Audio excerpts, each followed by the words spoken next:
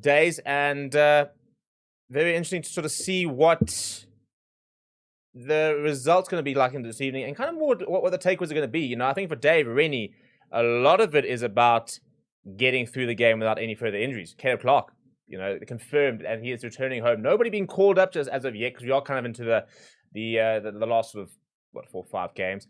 But the main thing is, I suppose, it's kind of a week between games. You know, we don't really have the cycle that we've had in the last couple of days, where we had Saturday, Tuesday, Saturday, Tuesday. We do have one more midweek game, but we've got a full rest week ahead of next week. And so if there are any other potential injuries and the likes of that, then I have no doubt they will look to bring in reinforcements. But in terms of... well, I'm a bit confused to how it's supposedly on mute, because everything's coming through on my side. So I'm a bit confused as to that.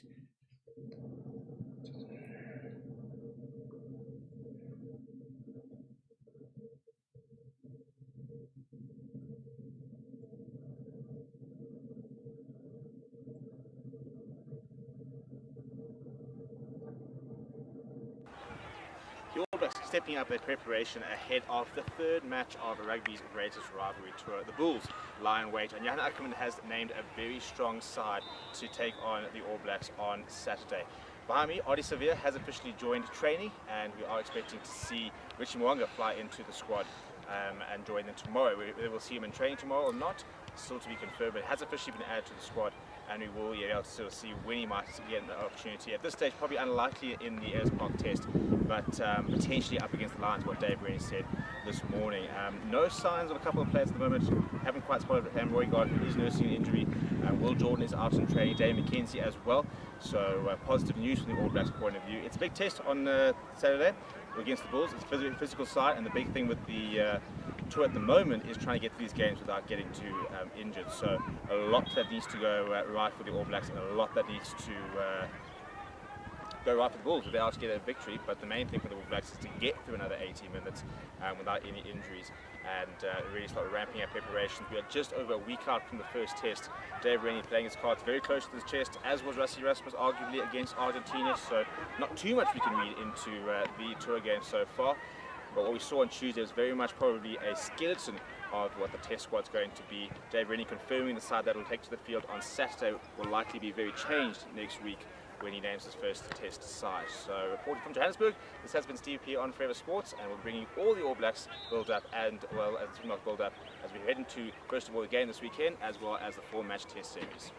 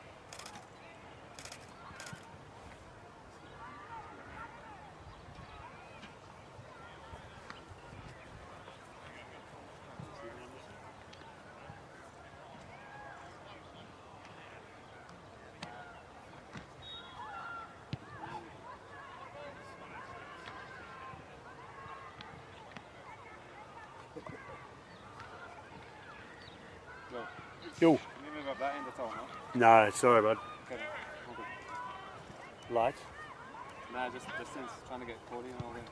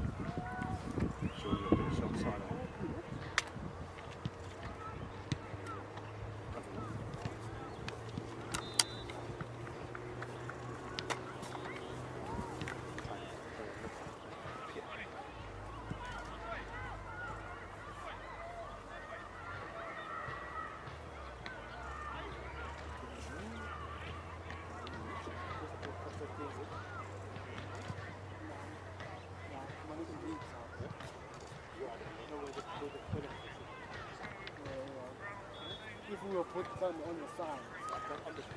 Yeah. We can't really put they haven't put us in a great position.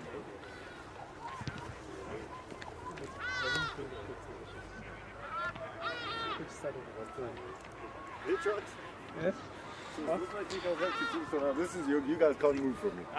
That's basically what's happening.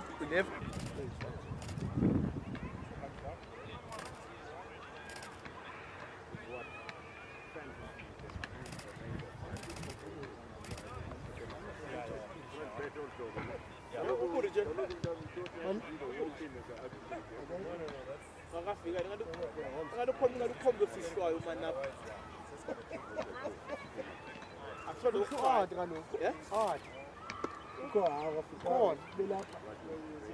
But still, I am protect.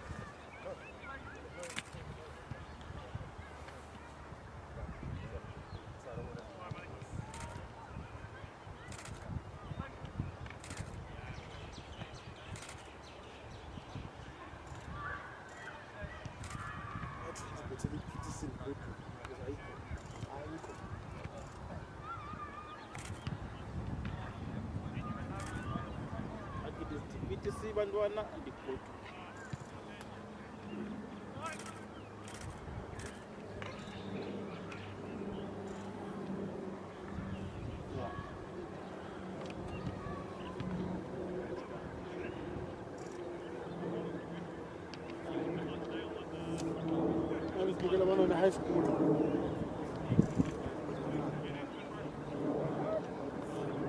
It's the way of the world.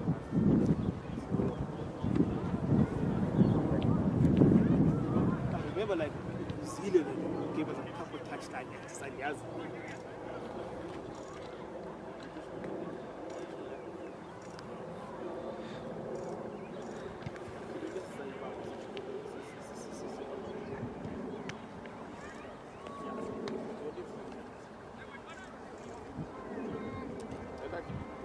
This one I can shoot one.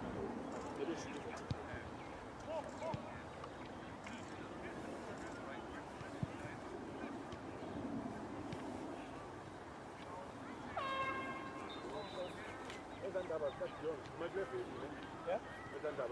Yeah.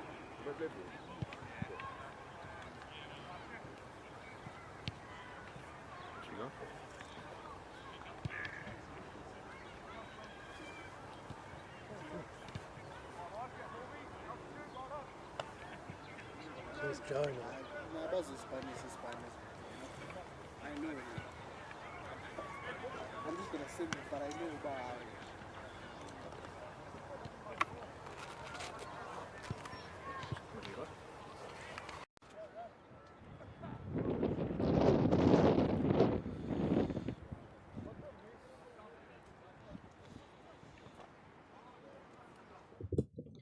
Right, hopefully everything working now. Always got a couple of technical difficulties to get the day going, isn't it? But welcome to the stream if you are just tuning in, and still a lot of time to go in terms of when we will eventually have kickoff at 7 o'clock, late kickoff under lights. And interesting, if you look at the stats, for example, the late kickoff definitely seeming to favor the All Blacks in terms of like how the way the Super Rugby stats went remarkably higher in the evening. And that's quite straightforward. It's because you don't really get the heat.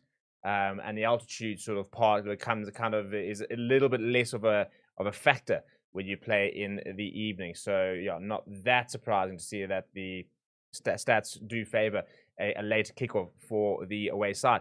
But Fortress Loftus, hopefully we'll have a decent crowd in. And I'm not expecting a 50,000 sellout, but I'm hoping we're going to sort of see 25, sort of maybe 30,000 fans in there tonight. I think at the end of the day, they've oversubscribed Gauteng, to be honest. You know, we're probably missing a game down in like Gqeberha. We're probably missing a game in Bloem. We're probably missing a game in Mbombela. And it's difficult because you probably want your local sides to obviously play at home, but at the same time, you think like a Bulls versus All Blacks at Mbombela probably would have done very well in terms of getting a good crowd in. And there's going to be a test at Loftus anyway. So, yeah, but obviously learning curves in terms of the way that we're kind of getting to know the sort of tour and the scheduling and the likes of that. People, I want to get you guys going here in the comments. I need you guys to please smash like on the video. By the way, we're at 24 likes right now. If you think that today's going to be a better game than Tuesday, smash a like on the video. And let me know who's supporting. It's been quite interesting sort of seeing the polls in terms of the supporters and kind of where everybody is at the moment. Bulls with 60% of the support so far. Where are you guys at with regards to kind of your score predictions as well? Let me know what your predictions are in the comments below. And we'll have a look at the two teams in a little bit. And the big thing as well is that you can become a you can get yourself into the match day squad in inverted commas. So basically every week we do an audience match day squad, and that was basically the 15 from last week. So you could see some of the people who are really involved. You can see X reacting to rugby, for example, who is my co-host on the Forever Sports Breakfast Club on Mondays. So basically all the people that are getting involved in the comments and engaging with the stream, you guys kind of go into, and that's last week's match day 23. And then what we have is that this week, depending on everybody that's engaging, you kind of then build a today's match day 23, which is kind of like the challengers, you know, the opposition 23 at the moment. So if you'd like to feature in that match day 23, then get your comments in as well as your score predictions. There is a particular format senior score prediction in, and I'll post that in a little bit. But obviously, as I said, mentioned a lot of things happening throughout the week. We had the opportunity to speak to Dave Rennie, had the opportunity to get a feel with some of the players, the likes of Cody Taylor, Tyrell Lomax, Anton Brown. We had some good time with Jan Ackerman. He was speaking about the challenges and kind of where the Bulls are and kind of what they're hoping to get out of this game, which is a really good sort of preseason clash. But the reality is, given where they are, that, you know, worried about not being able to go the full 80. So it's going to be interesting in regards to that as to how competitive the Bulls are for how long. I do think they'll be a lot more competitive than what we saw on Tuesday. But whether they can go full 80, well, it's going to be a challenge for them, and it's a good opportunity for them to sort of see where they're at and to see kind of where sort of players are. But there are a lot of players here who'll be wanting to stake a bit of a claim, you know. And we'll look at the Bulls side and we'll kind of go through it a little bit more. But when you kind of look at some of the names over here, there are some players there who are definitely trying to make a statement and trying to sort of really put their hands up, and big opportunities for the likes of Cohen Bosch, who is back in the mix, back in South Africa, getting his first opportunity with the Bulls. So there's definitely, and then you got players like Imro Sapir, who wants to really show what he's worth. And in that regard, there's lots of little subplots. And as much as that, this isn't going to be as quite competitive as obviously the test match is not going to be, there is a lot of talent in this Bulls side. You know, Chivino Yakos, Abrahams, they're good players. You know, Valilaru's got over 100 tests for the box. In that pack over there, Ruan from Mark's been really, really good. J.F. van Heerden, I think, is a future Bok. Honor Liebenberg's a very good player. So it's a decent Bulls side, much, much stronger than we've seen so far from the opposition sides in these sort of club matches. But I also still do think that at the end of the day, the All Blacks are supposed to dominate these games. What I think a lot of people are sort of not ready to admit and kind of glossing over is if the Boks went over and played against Crusaders, Chiefs, and the likes of that, there would also be big scores. There would be.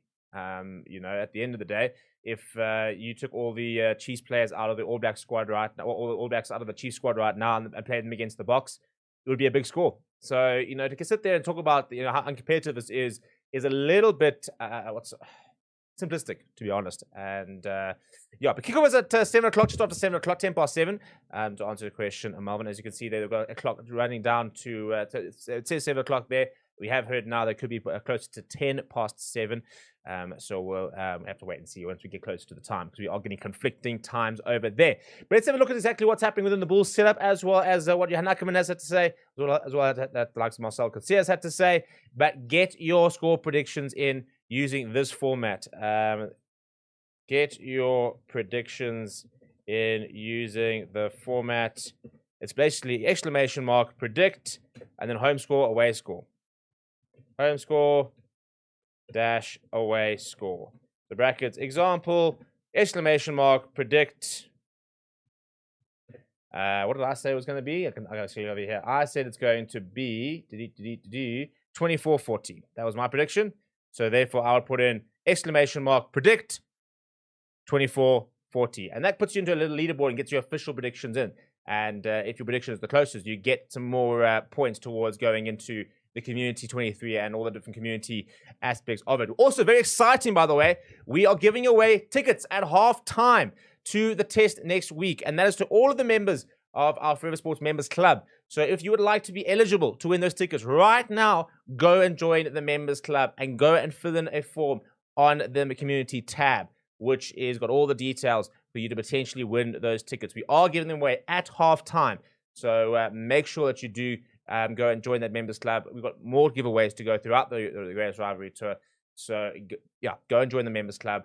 Get involved in that in that giveaway, and you could be one of the people that potentially win these tickets, which is really exciting. And a big shout out, because this week's ticket giveaway is actually been donated by a member of the community. So Tahir Ram is one of our long-standing contributors and supporters, and they basically mailed us and said, listen, we've got tickets that we're not going to use. Instead of trying to sell them, we'd far rather give them away to one of the members of the community, and that's what we will be doing at halftime. So if you'd like to stand a chance of winning those tickets, go and become a member, and there is a link on the community tab. Go and enter it right now and become eligible to potentially win those tickets themselves. Let's go have a look at exactly what's happening in the Bulls camp, and when we come back, we'll be talking a little bit more about the different matchups, I think, which I'm really looking forward to, as well as the real sort of things to watch this evening.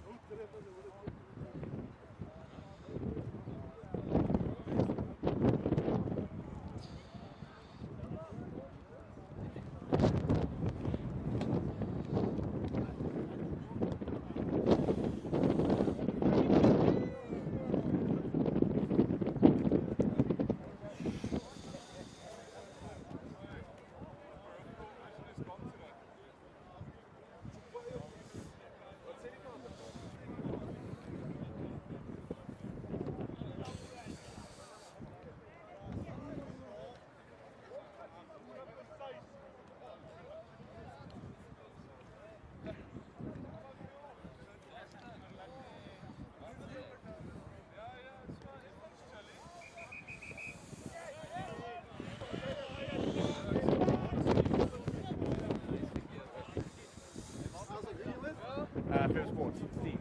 Okay, oh, that's cool. Yeah, good to see you. Well done. Coach, why don't you remember me? But I did work with you during one of the vacations I was last year. Serious?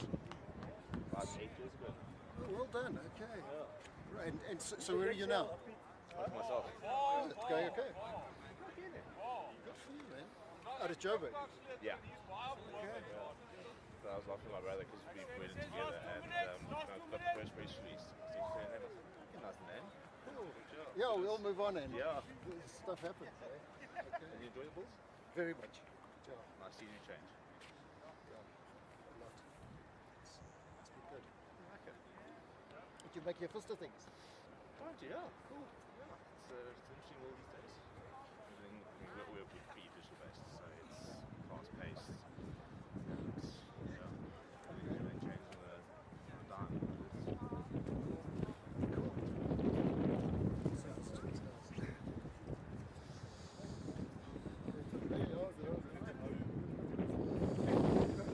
Yeah, I've got a day up.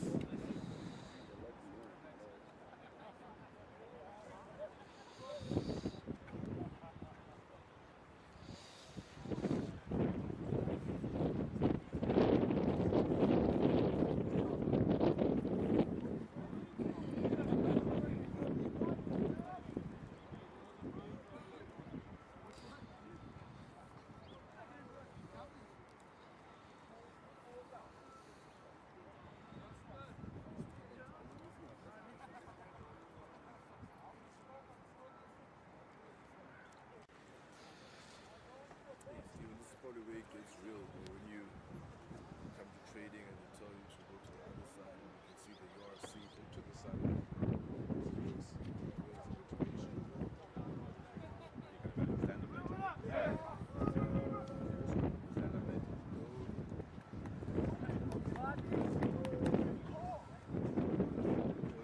Mix up.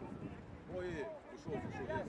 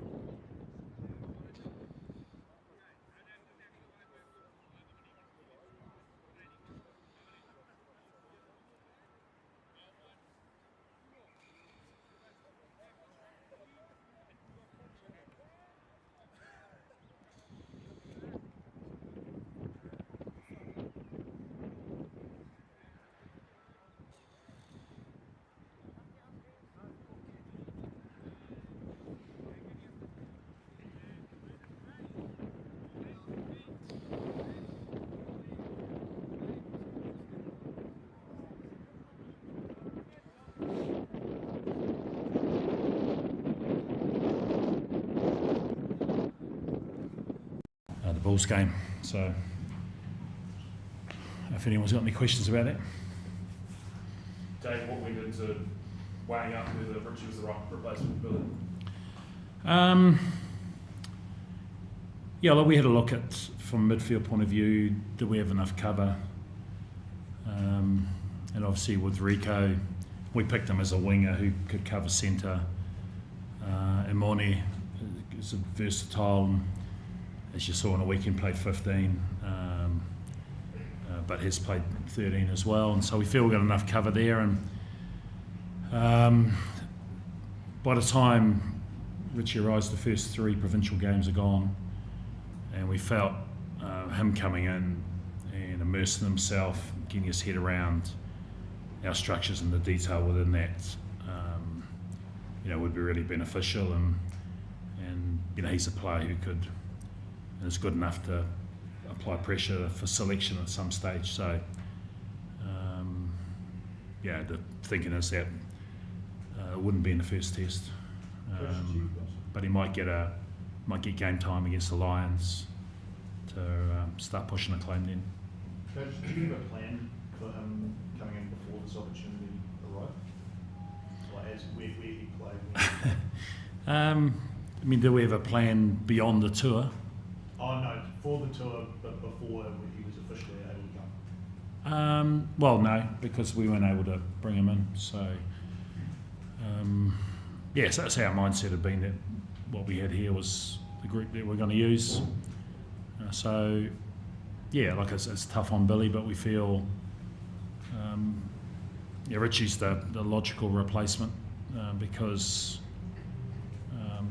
of the quality of the player, and I'm not sure when he'll play test footy for us, but coming in now and spending time in the environment will accelerate that opportunity. You say when, not if, so he will. Well, he's a very good player.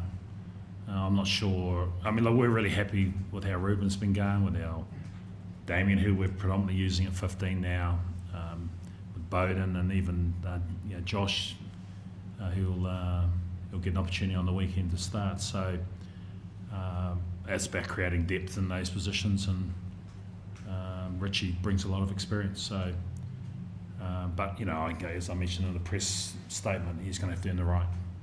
Did you have to put a case forward to the board, or how did that work? We'd done a lot of that work prior to coming, that if there was an injury and we were looking for a replacement, that he's a logical option. So that had been done prior to coming. Do you have a conversation with Ruben about it? It's a delicate dynamic. You've thrown him the keys and back with him. Richie was always going to come at some point, but now it's here. How do you manage that? Yeah, I met with all 4 10s. Was it yesterday morning? The days roll into one. So I spoke to them before I'd even spoken to Richie. I just want them to understand that obviously Richie has been signed back to New Zealand Rugby. My job as head coach is to pick the best players available. I think when Razor was obviously involved in bringing Richie home, and he mentioned to Ruben about it, and so even yesterday, Ruben was saying how good it would be to have him in, chance to learn, and at the moment it's been Ruben's jersey, and he's going well, so we're happy with that. So, but it'll be good competition, but all 4 teams are really supportive of the decision. Dave, you mentioned the point, Richie is under contract to New Zealand Rugby, but he wasn't eligible to come on the tour originally. You've had a state case to the board to get him an exemption to get here. Not asking you to comment more widely on the eligibility rules, but would you, however, be supportive of simplification of that, i.e. if you have signed a contract with New Zealand Rugby, you are eligible the instant you have done that?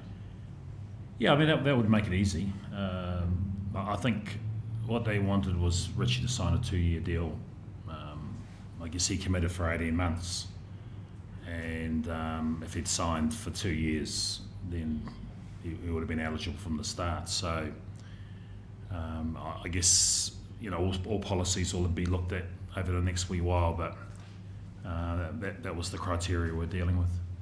When you say that they looked at, is that with Don Tricker coming in to do that, or is it just more generally being looked at? Can you explain what you mean? No, I think definitely Don and I had conversations around what things look like long term, and so there's a bit of work to be done around the possibility of picking players from overseas, and but that'll be a long process that we'll need to go through board approval. Should we go on to the team? Righto, good stuff. Coach, just a particularly difficult one to pick, and from before the tour, when you would have had an idea in mind for this game, how many changes would have been made between now and then? It's just a handful, based on niggles and injuries. Obviously, Cam Roygard, the plan was just to give him maybe 30 minutes off the bench, and then he just pulled up a little lame. So we're pretty confident he'll be right for the first test, and he's played a lot of rugby this year. The nucleus of it, again, guys like Paddy and Fabian haven't had a lot of footy this year, and we think them having a run at altitude will be good for the lungs. We've got a number of guys in here. Got a number of guys who played on Tuesday who as you've seen, have been strong contenders for a test team, and but there's also a number in here. So we think it's a good group, and an opportunity. How confident are you around Will Jordan in the first test? Yeah, I mean, we need to get decent training into him, and a decent training week next week. So the original plan was to play him against the Sharks. When he wasn't good for that, we thought we'd play him and even get him some game time this week, but he's not quite right, and so but he's definitely better. So we're reasonably confident. Sorry to go back to on the Richie picture, with those two injured, did that go into your thinking at all around replacements and who you might need, given they haven't had any game time those two? Yeah, look, even with Damien injuring an ankle, we think he's not available for the Bulls. We're expecting him to be okay for the test, but most of our 15 cover comes from 10s, so that just reaffirmed the importance of bringing someone like Richie in. Cody and Terrell both good to go. How good to have them for the first time?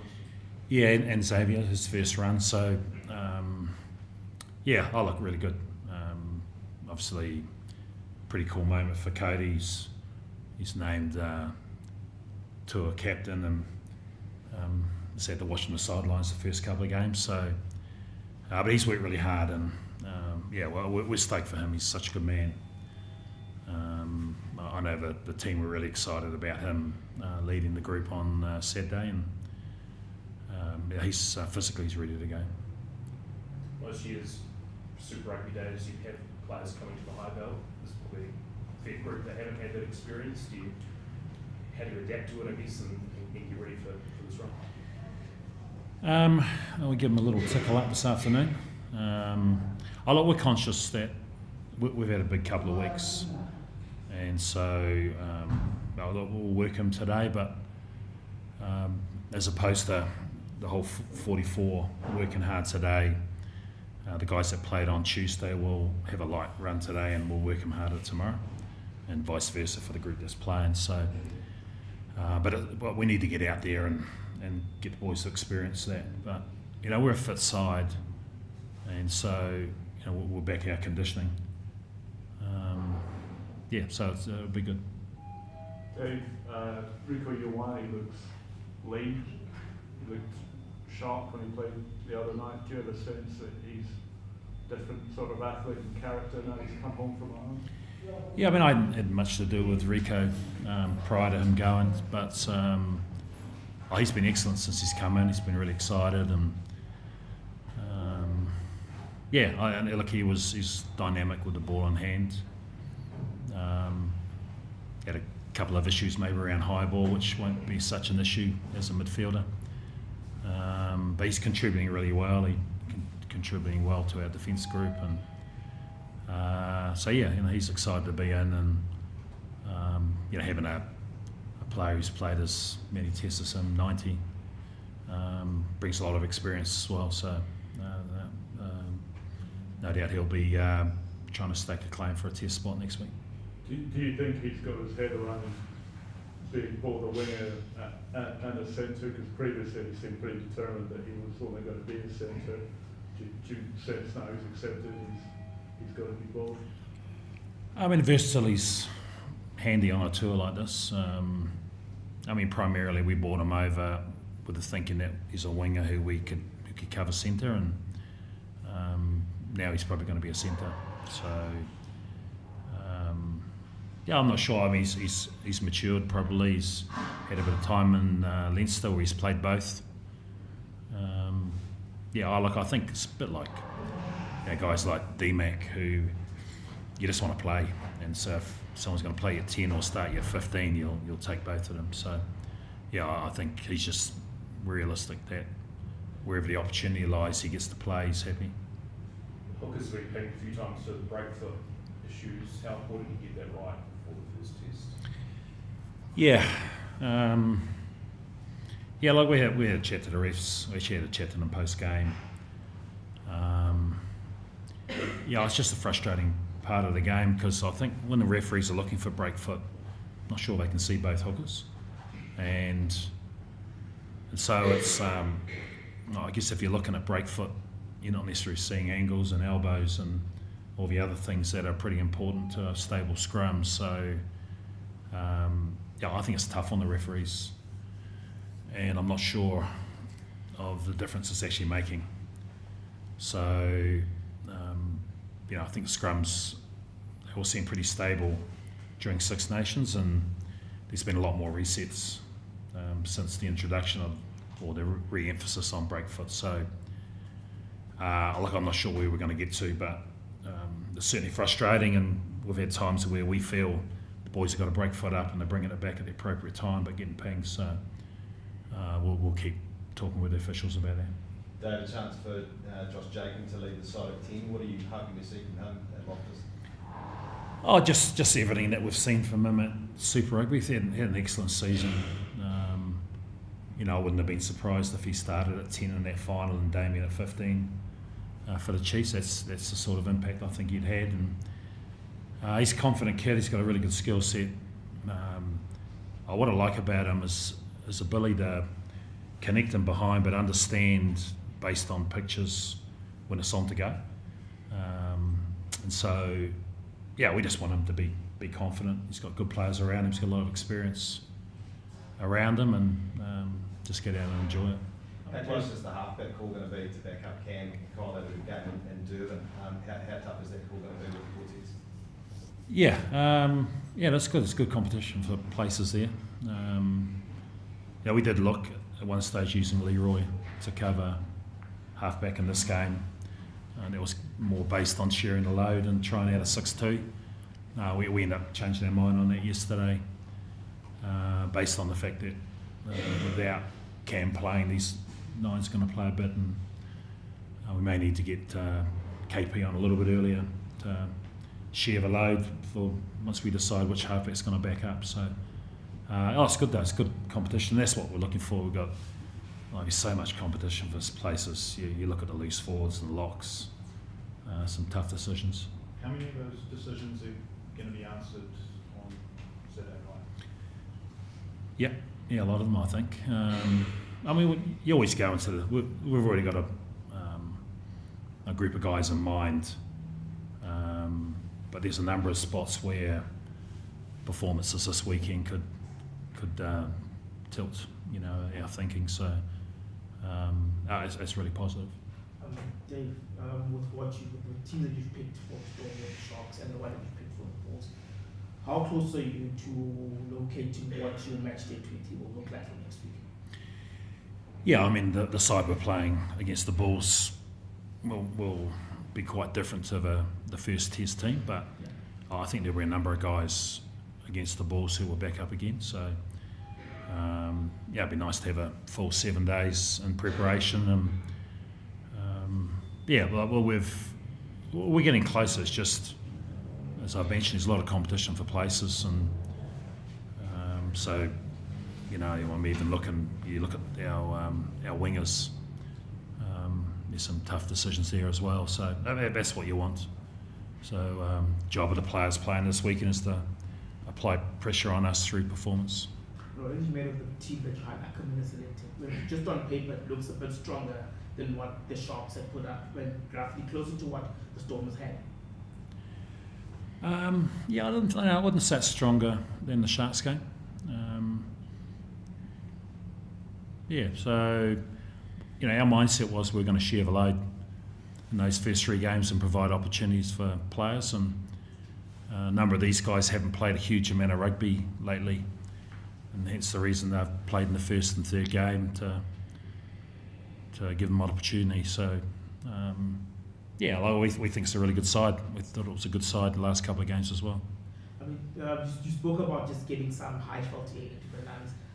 As a Chiefs coach, you would have known how New Zealand teams operated well with those 7 p.m. kickoffs. Does this particular one here at Loftus work to your team's advantage? I don't know if it's an advantage. Yeah, I mean, all the games that I played, or I coached, I didn't play any. I coached at Loftus were day games, but all of those games we finished over the top, even at altitude. So, yeah, I think there'll be plenty of times to catch our breath on the weekend, and guys will get an understanding of the challenge of playing at altitude. But both sides are going to be hurting. So, yeah, we'll back our conditioning. What is about New Zealand teams in altitude? Because other countries will come and complain about altitude, but New Zealand teams moving just from the All Blacks and the Super Rugby franchises will just rock up to Joburg and Pretoria and get results and move on. Yeah, because we don't talk about it, to be honest. So you've made me talk about it a lot. Yeah, look, we're aware. There's different time zones. There's altitude. There's various things to deal with here, but you know, we've got to get out and perform. So try not to give the boys excuses about how tough it's going to be. You know, it's tough for both sides. Dave, you must have come up against Johan Ackerman in Japan when he was coaching there. Does it give you a bit of make it a bit easier to know what to expect as well? I coached against Johan. He was at Lions when I was at the Chiefs. He was over in the UK at Gloucester. Not that we come against each other then when I was at Glasgow. And he left Japan as I arrived, basically. So, but yeah, look, I know him well. Respect what he's done. Yeah, we know what's coming.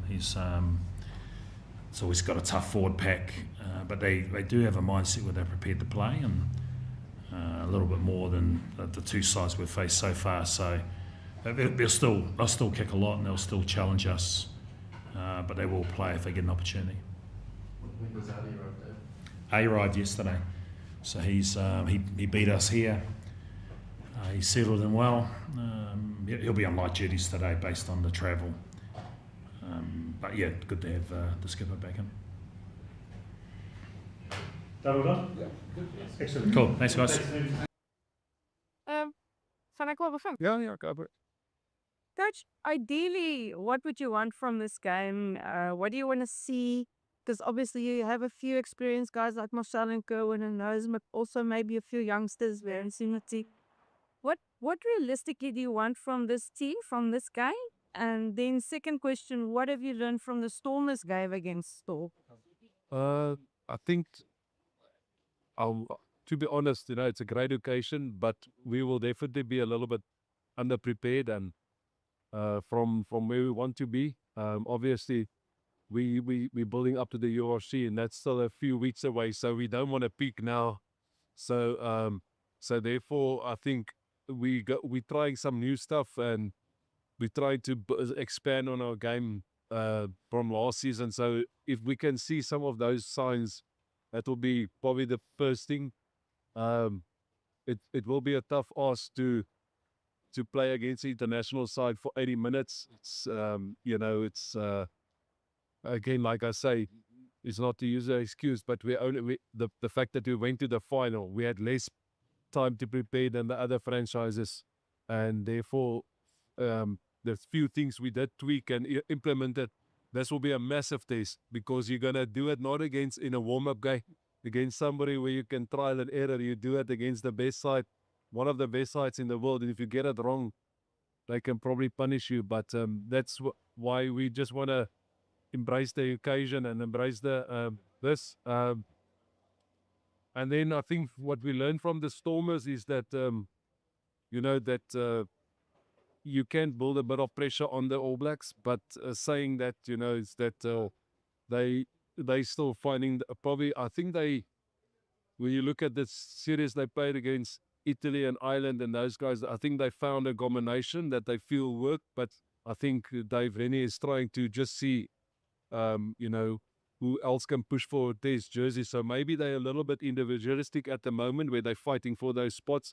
So one have to take that in account. It is a change of environment. It is a change of traveling guys getting used to playing in South Africa. So in a sense, we don't want to read too much in that Stormers game. I think they're just going to get better and better, and we expect that they're going to probably, obviously come with a test match mentality on Saturday because it's a week before the first test. So I think ultimately, we just want to see if we can get a bit of reward of what we tried to practice in this last couple of weeks. For though, like I said, the time was a bit against us to really put it in place like we wanted. Where would you be if, with regards to your preparation, if you didn't have this game? Oh no, we would probably only just returned and from the break, and of course we had to cut. So we have to give the guys a 5-week break. We could only give them 3 weeks. Otherwise, you can imagine if we gave them 5 weeks, they only would have started rugby last week. We are physically, we just wouldn't be. The problem is that it's not that conditioning is the one thing, but your body after 3 weeks, 4 weeks lose all its contact ability. So now we had to fast track all that. So if this game wasn't there, we would have probably been in a conditioning phase only. We wouldn't have touched, much rugby from this side, and then started only to build it up from the beginning to the end of this month to the beginning of September. So it has put a bit of pressure on us from that side. And the challenge is also your preseason is your only time where you get to play around your stuff. Because you normally play a warm-up match or two and you trial stuff and you see if it works and you try to see what players are in form, and now we're just picking on basically on the squad that we've got left, and then the odd guys that is unlucky not to be selected has been picked because of maybe of training, so that is a bit unfair, but that's the hand we've got. Because obviously there's quite a few unique challenges before this match, but how nice would it be to get one over All Blacks? I know you've played against them twice as a player. How nice would it be to you? Yeah, I mean, listen, we're competitive, and we're going to give them a run for their money, hopefully, and that's the aim.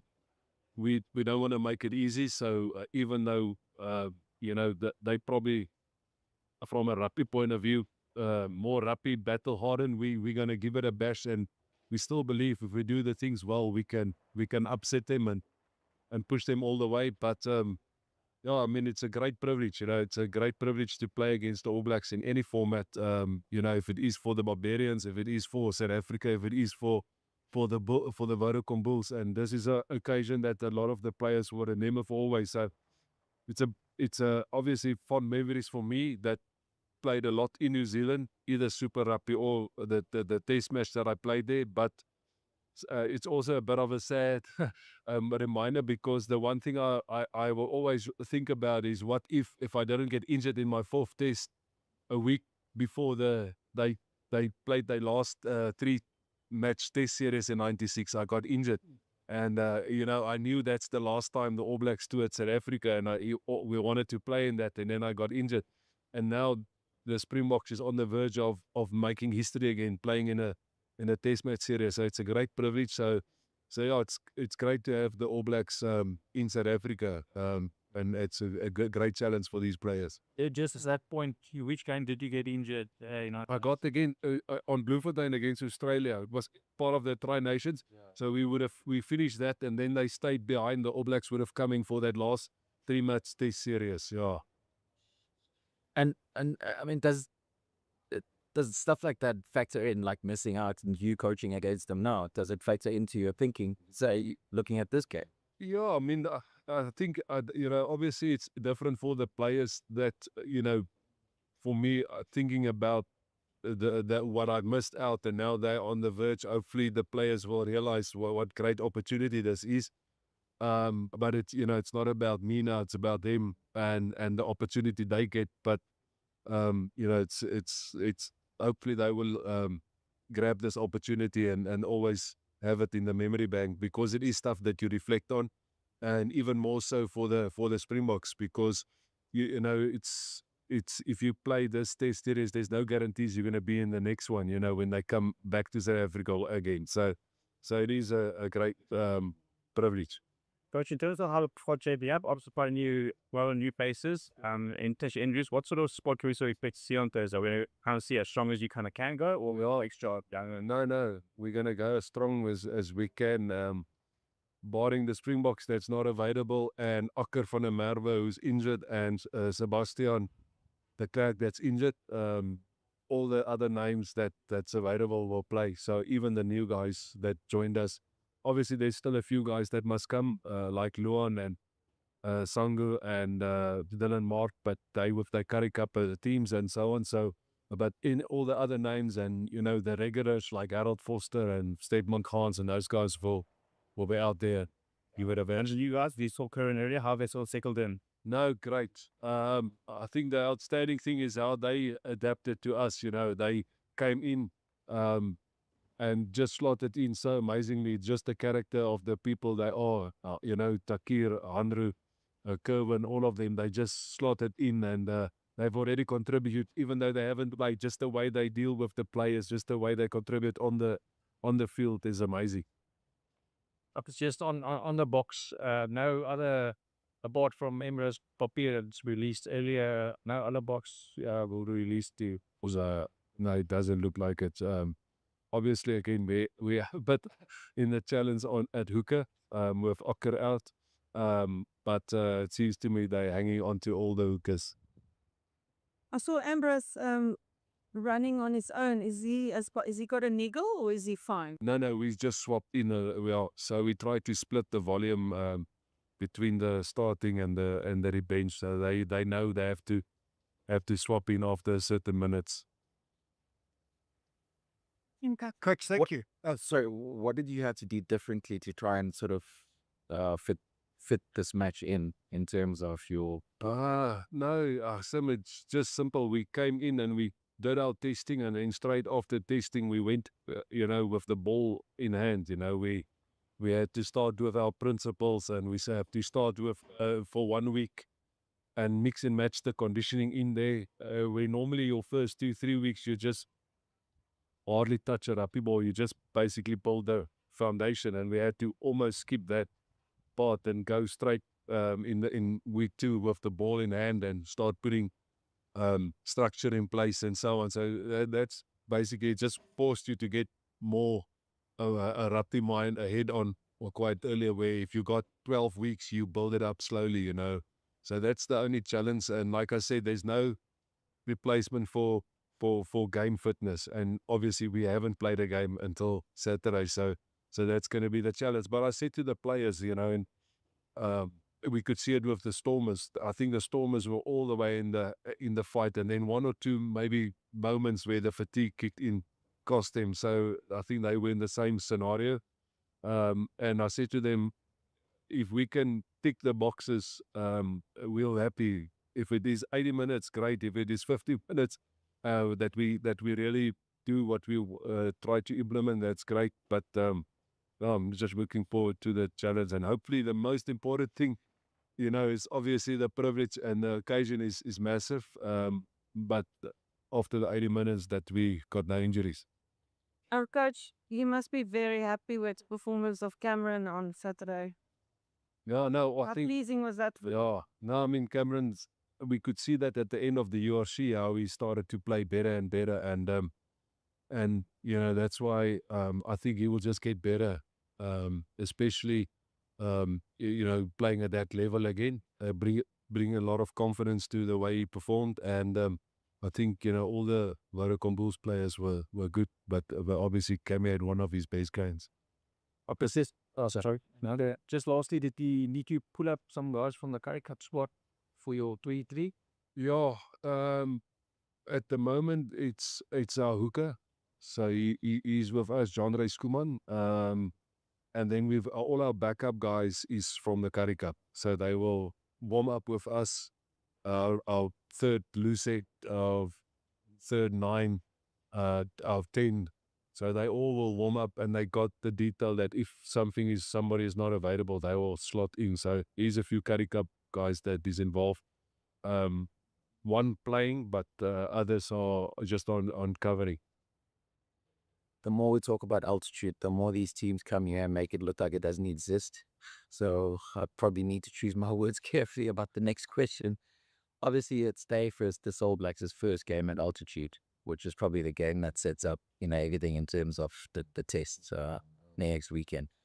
Do you expect that to be an ally? We will hope so, but like you said, I said it in the past. When you guys asked me, I said altitude is not going to win the game for you, and you need to be clinical. You need to play well, and then it can be an ally. If you're not in the fight come 60, 70, because that's when it kicks in, then you go. There's no point. But again, looks like the weather is. It feels that New Zealand is in the country, so suddenly we got New Zealand weather, and they're getting the coldest Saturday that we had for 4 weekends, and then we play 7 o'clock in the evening. That also doesn't help, instead of 1 o'clock in the afternoon. So there is a bit stuff that cancel that out, that favors them. But again, it's an 80-minute game where we're gonna try and enforce our stuff, and they're gonna try and force their stuff. We know how they play. They try to keep the ball in play, and they play at a fast pace, and we have to match that. So I think that's the secret. I don't think they're gonna change that, even though they're altitude, because the first test is at altitude. In fact, I thought they will, when they come into South Africa, they will actually base themselves in Joburg and then fly to Stormers and play there, and fly to Durban, and because then they would have already acclimatized us. Yeah. But the fact that they come now, maybe our game will be a bit of a struggle for them, but then by the test, I think they'll be calm. Johan, they bring you well from your Japan days. You know what you expect from him and how he operates, how he thinks. No, I mean, Dave Rennie, I've got a lot of respect for. He was a massive influence on our Lions days. Myself and Swayze were a bit down in the dumps, 2014. Although we knew it's a new team, it's our first year back in Super Rugby. We played the Chiefs in Hamilton, where he was the coach, and we lost badly, and spoke to him afterwards out on the field, and he told us, if we got a philosophy and we've got a style that we want to play, just hang in there, because obviously that year they went and won the Super Rugby, and also the fact that they played quite a exciting brand was quite a mind shift how we want to play, and shared a few ideas, and then came back and we stuck to our guns on how we wanted to play, and it worked for us. And then obviously, like you said, we saw him a few times around the world, but every team he goes to, one thing he gets right is the culture of the team, and then they play a fast game. If they now with Kobe that won the Japan League, just go see how much ball in play they have, the high score they got. So that's his style, and I don't think he's going to change that. He's gonna keep pushing the guys to have a high skill set and to back that skill set. All Blacks Heaver here in Fourways, and we've got the All Blacks inside. Signing session here at Fourways Crossing, and there's a line around the store. Spoke to a fan earlier who's been here since 5 a.m. to get a signature. We're going to head in, have a chat to some of the All Blacks fans who've come out and say how's some of the All Blacks. Rico Awani inside, Antonetta Brown and Bowden Barrett. very, very popular. We've already seen a kid redoing the haka for them as well. Let's go have a look.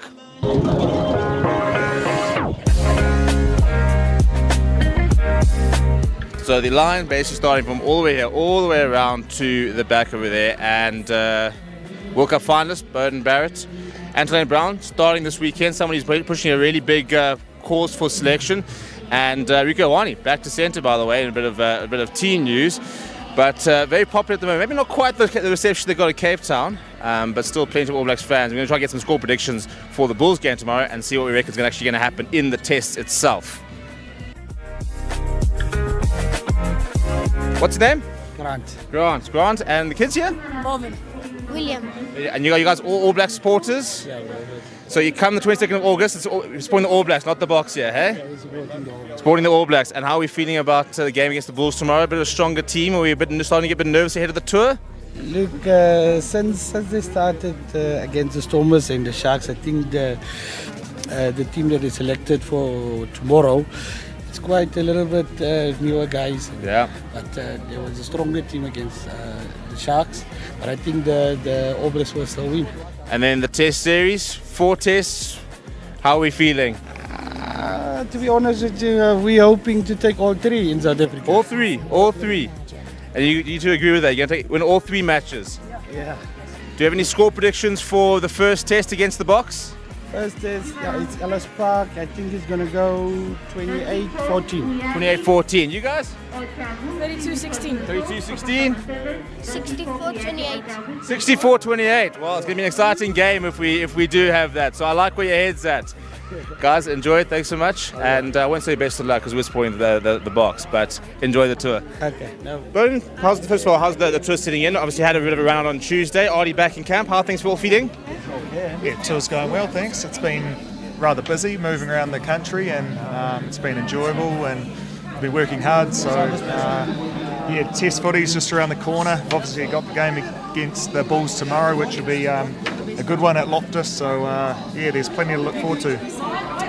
Obviously a massive support that came out of Cape Town, filling a stadium, but even here, I suppose somebody who was here at 5 a.m. this morning to get in the line. I mean, it is such a tough place to come and play. We all know South African fans are very passionate, but it must be quite reassuring seeing them. Wherever you go, there's a lot of All Black support. Yeah, everywhere in the world, but especially here in South Africa.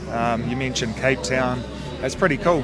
Hearing people with South African accents wearing our jersey, it's pretty special. So we need all the support we can get over here because we know how tough it is playing in the stadiums of South Africa and the support that the local or home team gets. So, it's nice to see the support here today.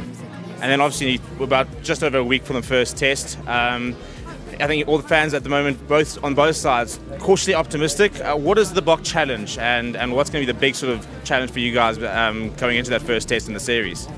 I think it's about learning a lot from the provincial games. And turning up feeling really clear about how we can beat the Box. Game plan's important, but execution's more important, and it's believing in ourselves as well.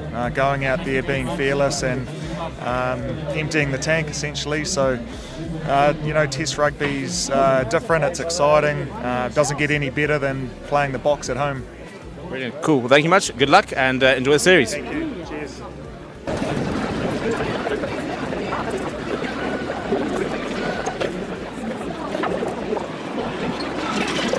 My daughter, me and my daughter, and then my friend's son. Right, and I'm assuming All Blacks fans here through and through? Oh, definitely. And how are you feeling ahead of this weekend in the Test series? A bit nervous, but... I like that. Everybody else is, on both sides, everybody seems to be quite overly confident. Yeah, but actually excited. Yeah, I mean, it's coming to the stage. We just want to get it going, don't we? Yeah, definitely. And in terms of series, 4 tests, 3 in South Africa, 2-1, 3-1, where you at? 3-0, you think that? I'm at, for the 3 in South Africa, I think we should have 2-1. 2-1? 2-1 to the series, and then 2-1, and then the other one in America, I think we're going to take that one. So you reckon All Blacks going 3-1 throughout the entire tour? Which test do you think is going to be the toughest for the All Blacks? Ellis Park would be Whoever wins on the Saturday. And in terms of sort of the team and stuff like that, obviously Artie's now back in the country. Got Richie Mwanga in. Yeah, you arrived yesterday, started training. So which players are you looking forward to really seeing from an All Blacks point of view? Ruben Love. Yeah. Yep. And Cody Taylor as well. Yeah, back and captaining tomorrow for the first time. Good to see. Yeah. And then final one, score prediction for the first test. Score prediction? Yeah. You said it's the hardest. You said we're going to win one. No, I said we're going to lose one. Well, I know. We in the box are going to win one here. Yeah. So I would say 12-11. 12-11 to the box or to... I would say to the box. To the box. And then after that, you reckon go to Cape Town. After that, then we're going to... A lot of home support in Cape Town, so that should hopefully be the easier one if you're an All Blacks fan. And then back up to altitude. Definitely, yeah. Cool. Well, good luck. Hope it's a good series. And I think, to be fair, I think both sets of fans at the moment cautiously nervous ahead of it. Yes.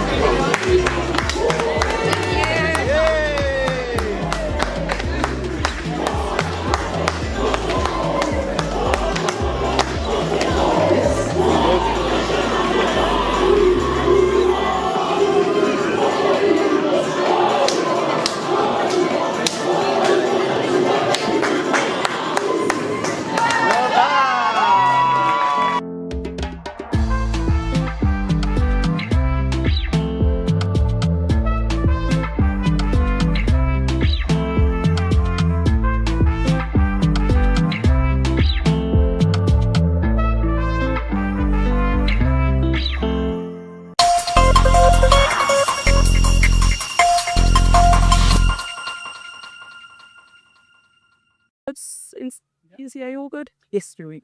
Okay, so that'll be very first outing, and obviously captaining the side as well. Big deal for you, but just how frustrating has been to watch the first couple of games, and how excited you get going tomorrow? No, it hasn't been frustrating at all, to be honest. It's been awesome to see the boys get out there and have a run. Very unique games the last couple, and we probably started a bit slow with the Stormers game, but built really nicely against the Sharks, and these games are all about just getting an opportunity to get out there and have a bit of a run, pull out some cobwebs and experience some South African footy. So There's about 850 test caps between the two sides tomorrow. This whole tour is redeemed. Rugby's World Rivalry. Rivalry, yourself and Burton Barrett have about 350 of those test caps, and I think Rivalry is playing his 20th match tomorrow.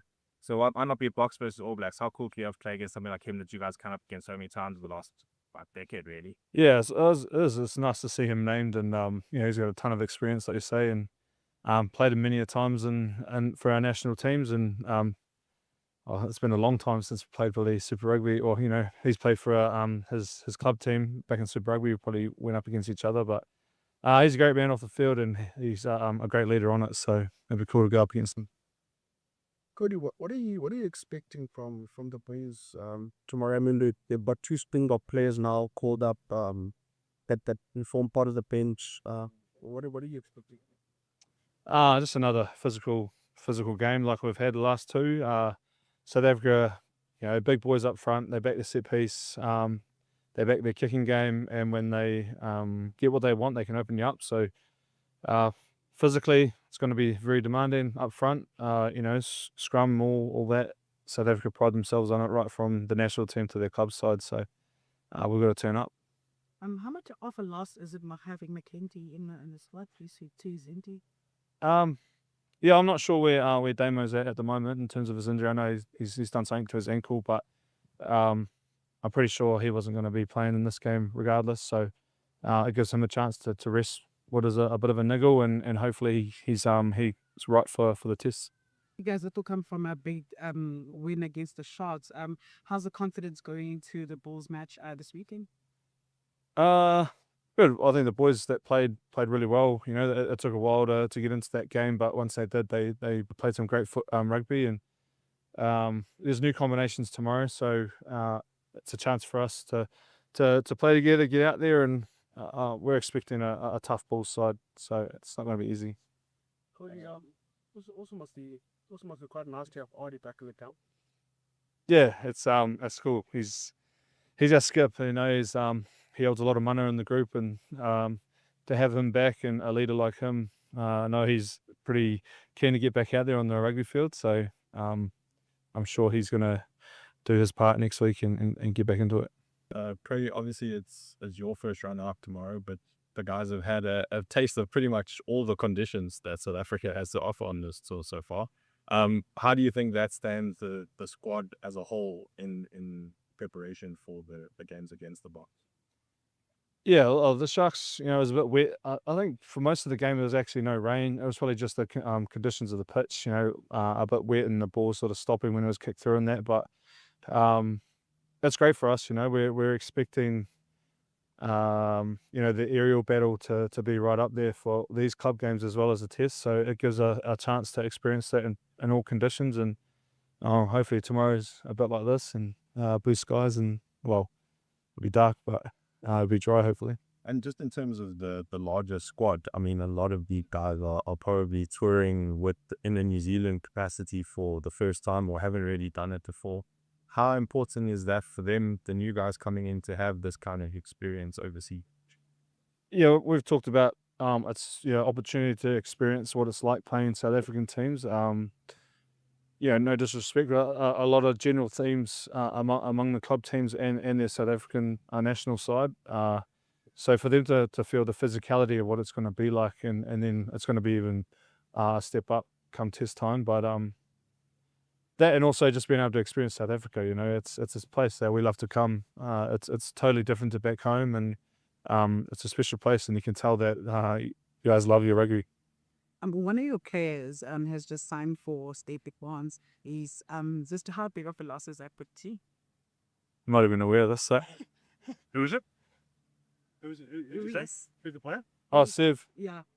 Oh, Sev. Sev, oh yeah, he's already over there doing preseason, so I think he's enjoying the heat of the French summer, and yeah, I haven't talked to him, but good on him. I'm happy for him and his family. Cody, can you talk us through the scrum? I mean, obviously we're dating sort of the last preparation for the first base scrum.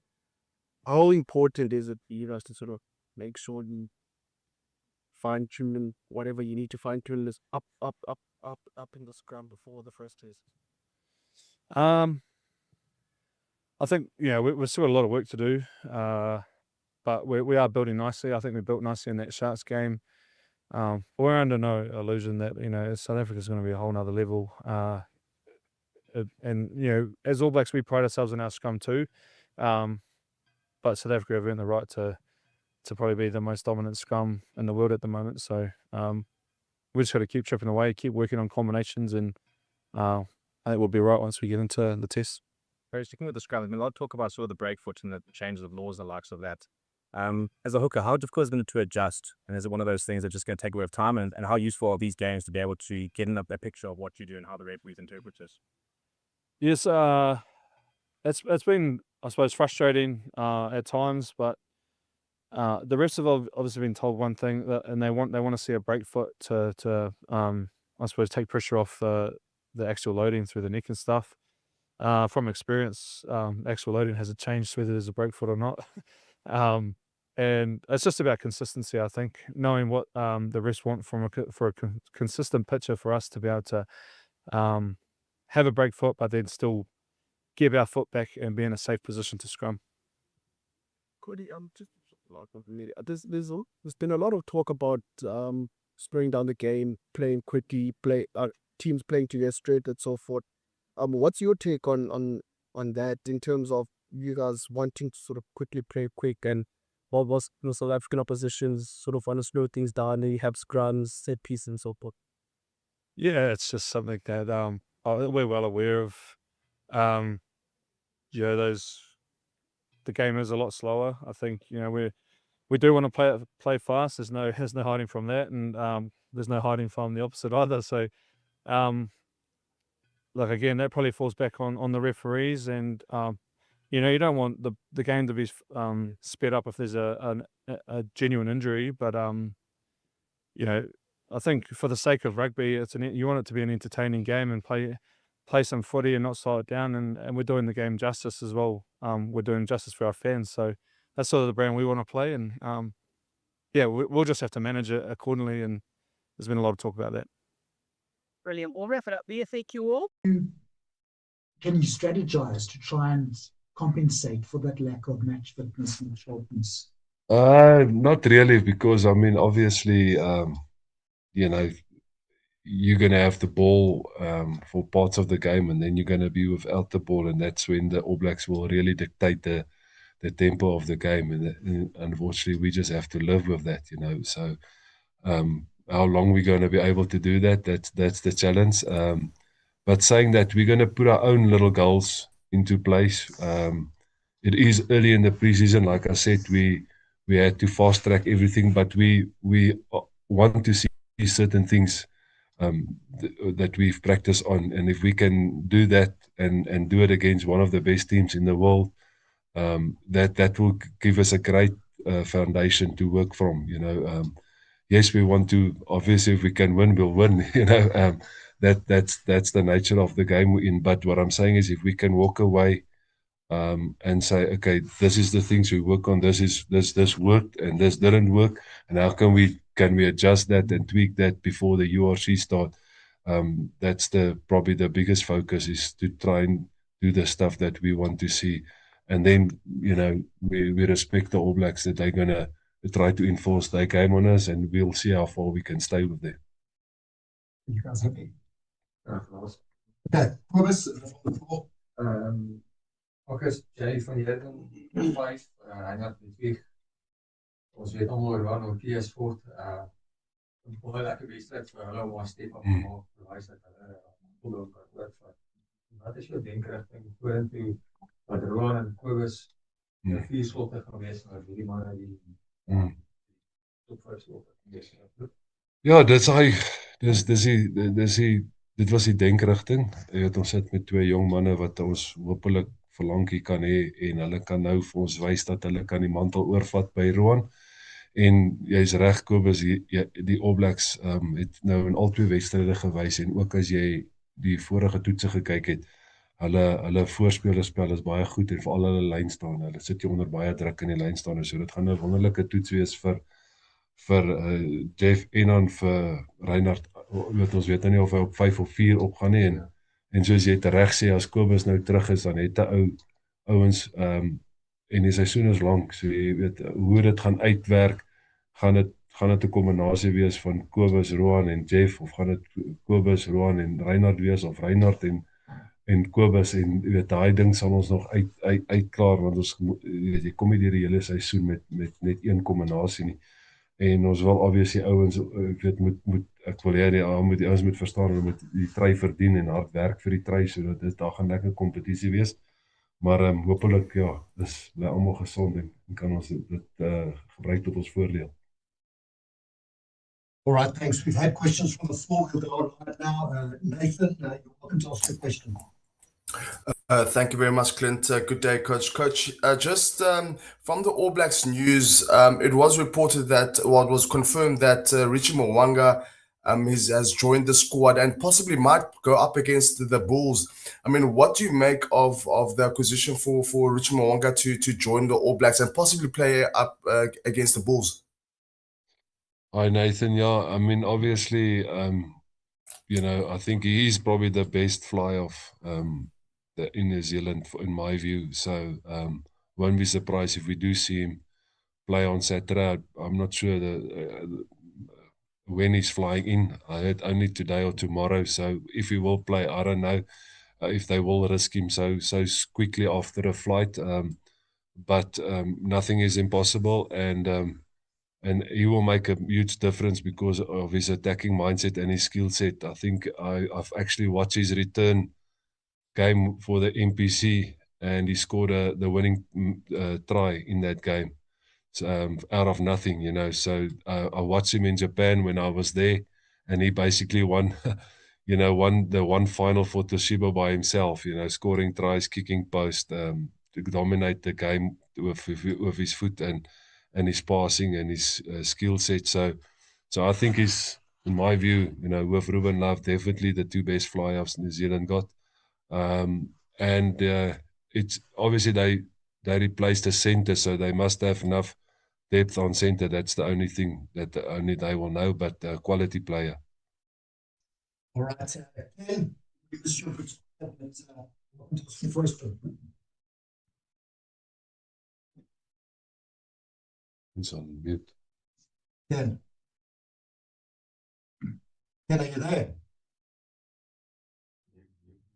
Sorry, is it me to go? Yes, please, Ken.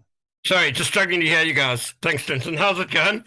Good. Jan, accepting that the guys aren't going to be fully match fit due to this game happening in pre-season, do you feel though that this game would actually set back their conditioning for URC at all?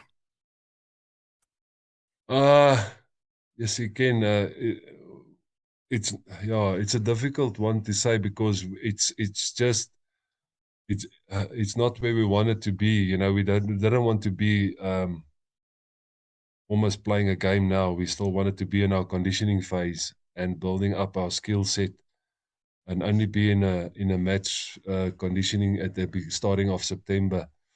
But now we are where we are, and now we just have to deal with it. And in the sense that we're going to, after this game, the guys is going to get a week off, and when they come back, we've got about 4 weeks before this first URC game. We'll just use that as a building phase again. So in a sense, we don't have to start all the way back, but we still lost, 2-3 weeks where we could have done more basic work before we went straight into rugby. So the rugby side is now done. So maybe we can just swap it around and do a bit more basic stuff. But then again, you must become much sharp. And we've got already a warm-up game against the Stormers organized on the 11th of September. So we will work from there and see how we're going to manage the phase after this All Black game.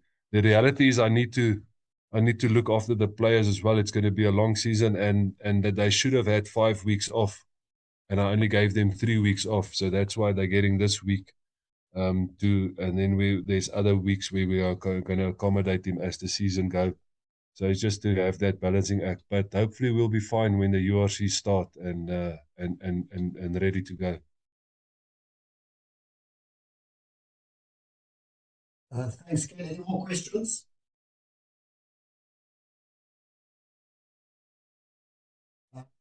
Nathan, presume that's Yeah, it's another question. Thanks, Clint. Coach, you touched on the resting period for the guys. I mean, how long did it take you guys? How long did it take you guys to prepare for this fixture? Because we spoke to the Sharks and we spoke to the Stormers. They had like between 3 to 4 weeks to prepare for the All Blacks clash. Yeah, similar. So I think we're in our 4th week now since we came back. So we've got 4 weeks, and that's why I say. So yeah, I mean, it's quick to go into a game. Normally after a resting period, it takes you a week to get their bodies going, and you don't want to injure guys by running full speed in week 1. So you take a week to get their body going, and then you start building up the conditioning and the contact. And in that build up, you still have to get the rugby knowledge and the rugby plan in place. It is quick, and that's why you probably could have seen it in the other sides. But this is still a great privilege to be part of the game. So yeah, so we have to do it. And I'm surprised that the Sharks only had 4 weeks, because obviously they didn't play in the playoffs of the URC, so maybe they gave the 5 weeks break and then build up, where we had to cut short our break. But yeah, I mean, it stays the same for everybody. If you haven't played a game or two before a big game like this, you will always be a little bit probably undercooked. Awesome, thank you. Dankie, thanks everyone. Thank you. Yeah, I know it's one of those challenges, huh? And you have to come with the right mindset. But I think the opportunity and the motivation to play against these guys, will take something, If you weren't playing with this week, there would be No. So your coach teams also coaches that, but I guess in terms of our conditioning and how we introduced after the off season, and still a lot of fun. But I think the SNC team, the coach, always identified this game coming, and they try to prep us as possible going into this. So I think we really got to take a good our season, and there's a people in our game that and stuff. So well, I think all in all, it's what we have at the moment with some juniors coming in, really exciting. A lot of guys are setting up, newcomers coming in to take certain ownership of certain what we're using from place previous seasons. So people know there yet. Couple of questions. How many times have you played against the All Blacks? And second, things. That's three. Just go answer your questions. The second part is how many of the other guys? That's I've been very privileged to have played in 4 times. Last one in 14 with Pat Benderstyle, that magic kick, So yeah, it was a phenomenal Black team both sides, and still to get the opportunity to play them again after all these years, that's awesome.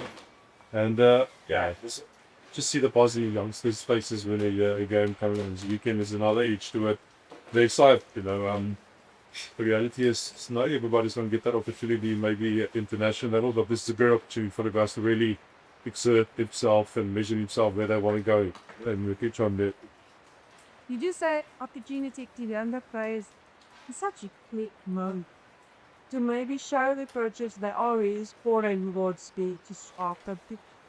That's going to be the challenge for the individual, to see where he is and how he handles the pressure going to international game and the mental aspect of it. So no, look, it's like I said, it's a great measure for all players, young and you, to see where you stand, very hard for you. I'm sure the Scoppers game might talk to you about, but he is some night. Now, the person with the identities, you look at that, right? Oh, well, Pep Whistle, Storm really took it to them. Defensive wise, set piece wise, the area game, they make the breakdowns against, So, and that's the South African DNA that we approach the game. So we were looking to implement a few stuff of ourselves, that's direct to our DNA.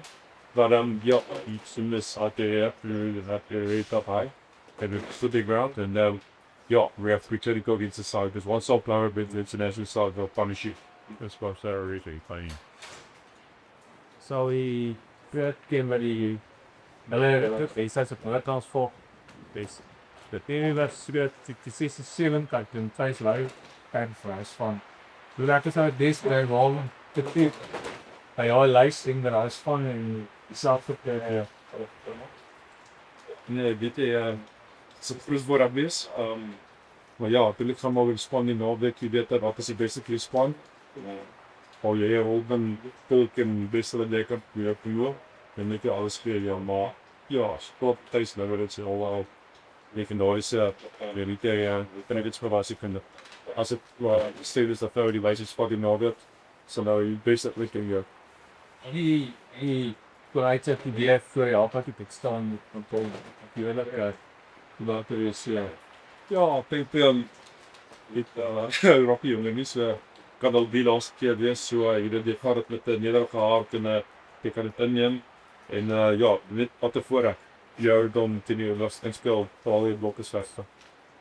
And what him also obviously odds theoretically stand against you when he's international side, but at Loftus, altitude, your home ground, so forward, I'm probably just try and find any sort of extra inch this weekend to score something in this chance.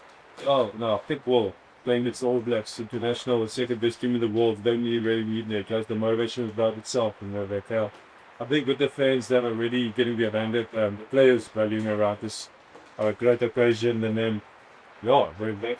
So the case where they bring the best out of you, you know, with the standard that they play. So you understand it. I'm not sure if the weather from good up in Saturday.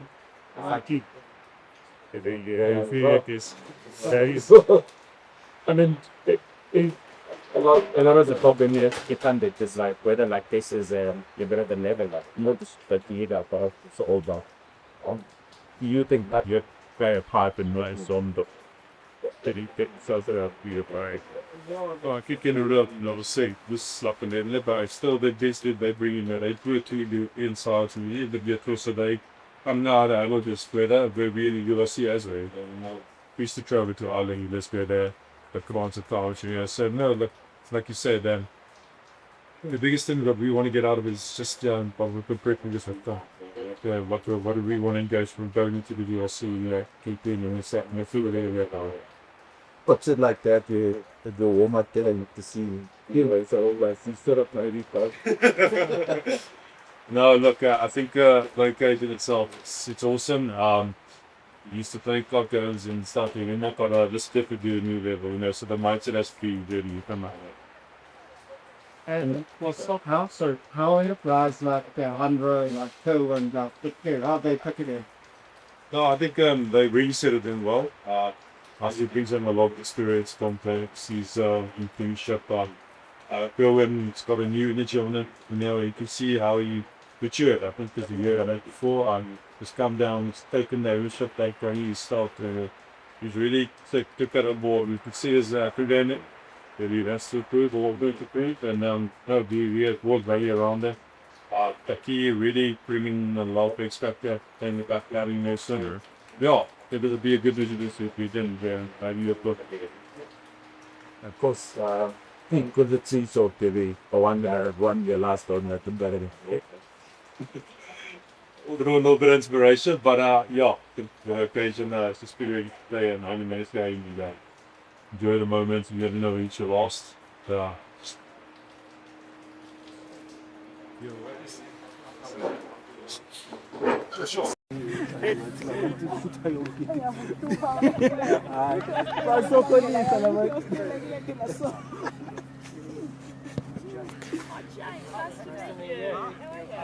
Through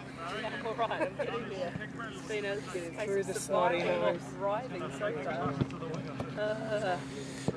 It's almost inevitable. Maybe you got it out of the way. Maybe I had that's what I'm hoping. I've done my sickness by the time we roll into test season. Good. We'll see how some of the out the team. Thanks to Jack. What? Touch wood. Yeah.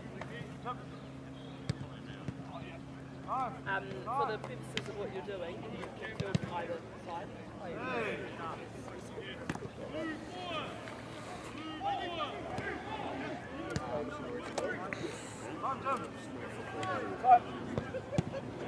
Oh, no. Timothy.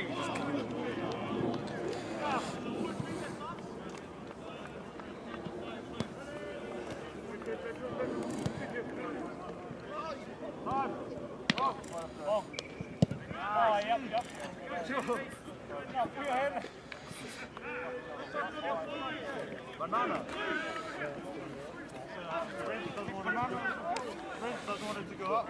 You don't want to slow the game down. How do you bring him over to this side? Oh, did he? Oh, two of us both do the job. We just love see you in a bit. Bye. Done it.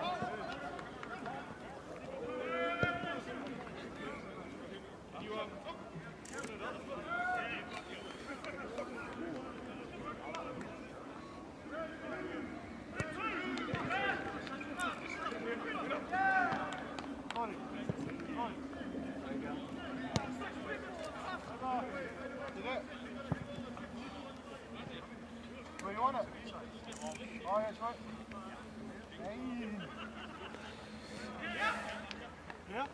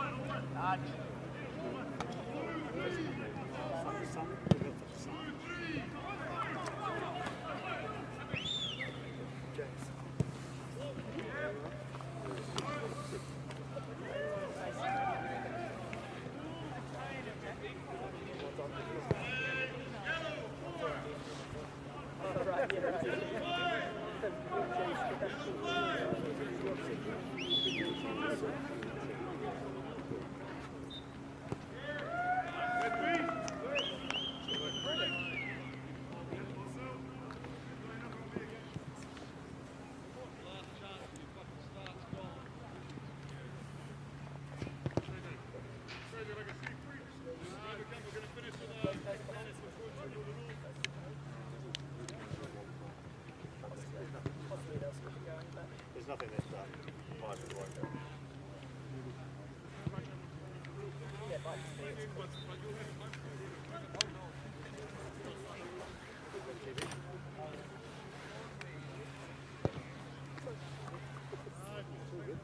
TV.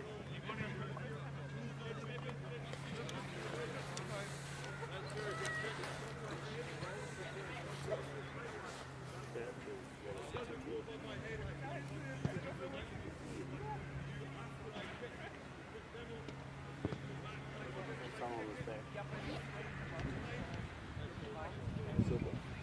was back. Yeah.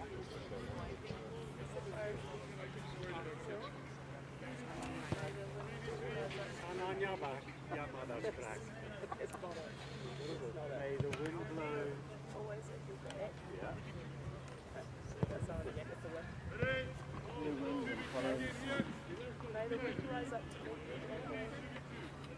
And the dawn breaks as you break wind.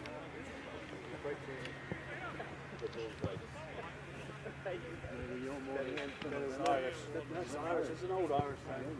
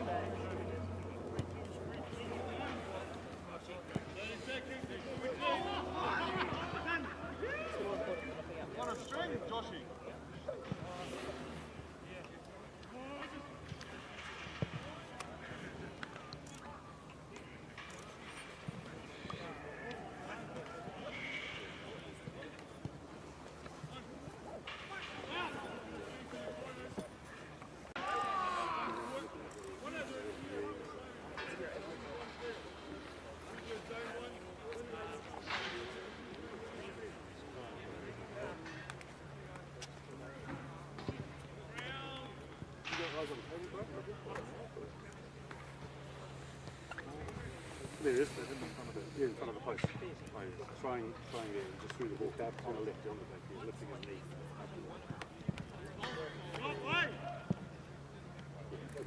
So the ball now. Turn around to retriever,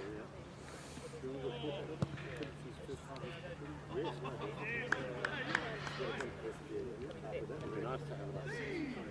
You find out exactly where you want him and you take it.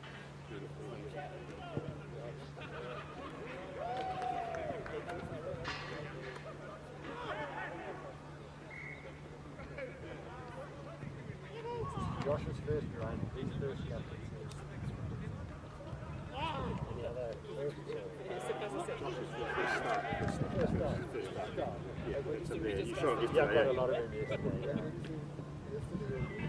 First start. Bodie's there talking to Wrens in the middle. Bodie and Wrens in the middle.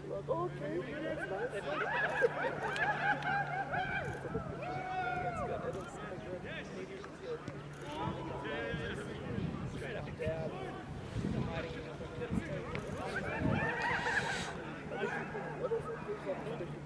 Yeah, it's actually, that's the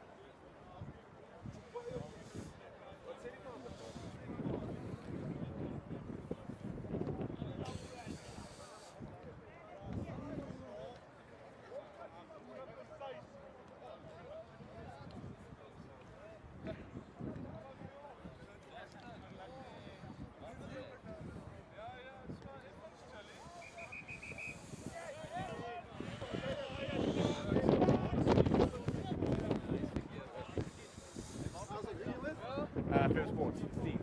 Okay, oh, that's cool. Yeah, good to see you. Well done. Did you probably don't remember me, but I did work with you during one of the vacations I was at last year. Serious? About 8 years ago. Oh, well done. Okay. Yeah. Right, and so where are you now? With myself. It's going okay. Good for you, man. Out of Joburg. Yeah. Okay. So I was laughing at my brother because we went in together and got the first press release. Nice name. Cool. Yeah, we'll move on and yeah. Stuff happens. Eh? Okay. Did you enjoy the Bulls? Very much. Yeah. Nice seeing you change. Yeah. A lot. It's been good. Okay. Did you make your first of things? Right, yeah. Cool. Yeah. It's interesting all these days. We're pretty digital based, so it's fast paced. Everything changes on a dime.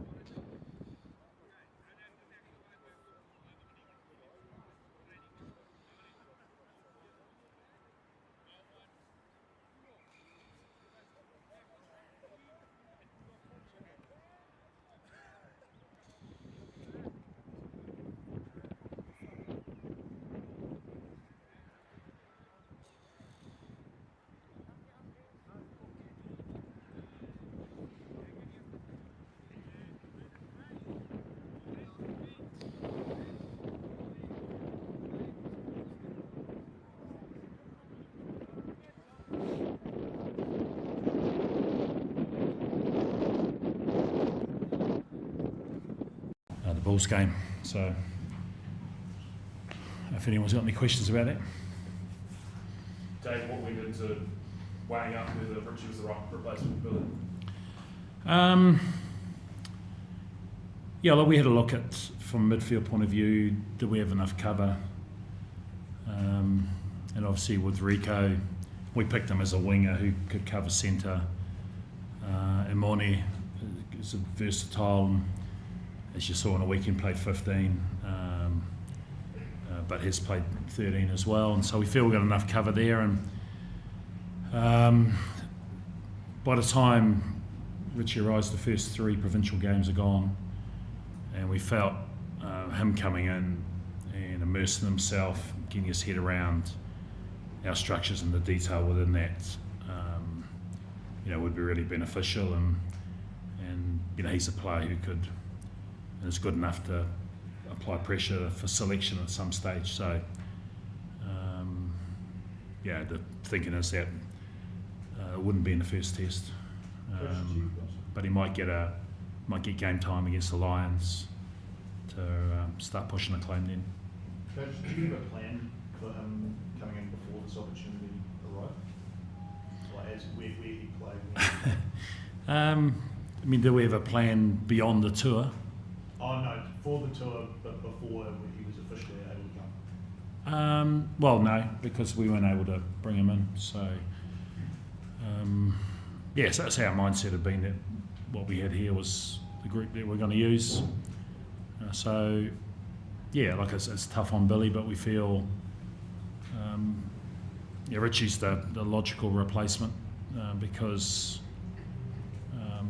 of the quality of the player, and I'm not sure when he'll play test footy for us, but coming in now and spending time in the environment will accelerate that opportunity. You say when, not if, so he will. Well, he's a very good player.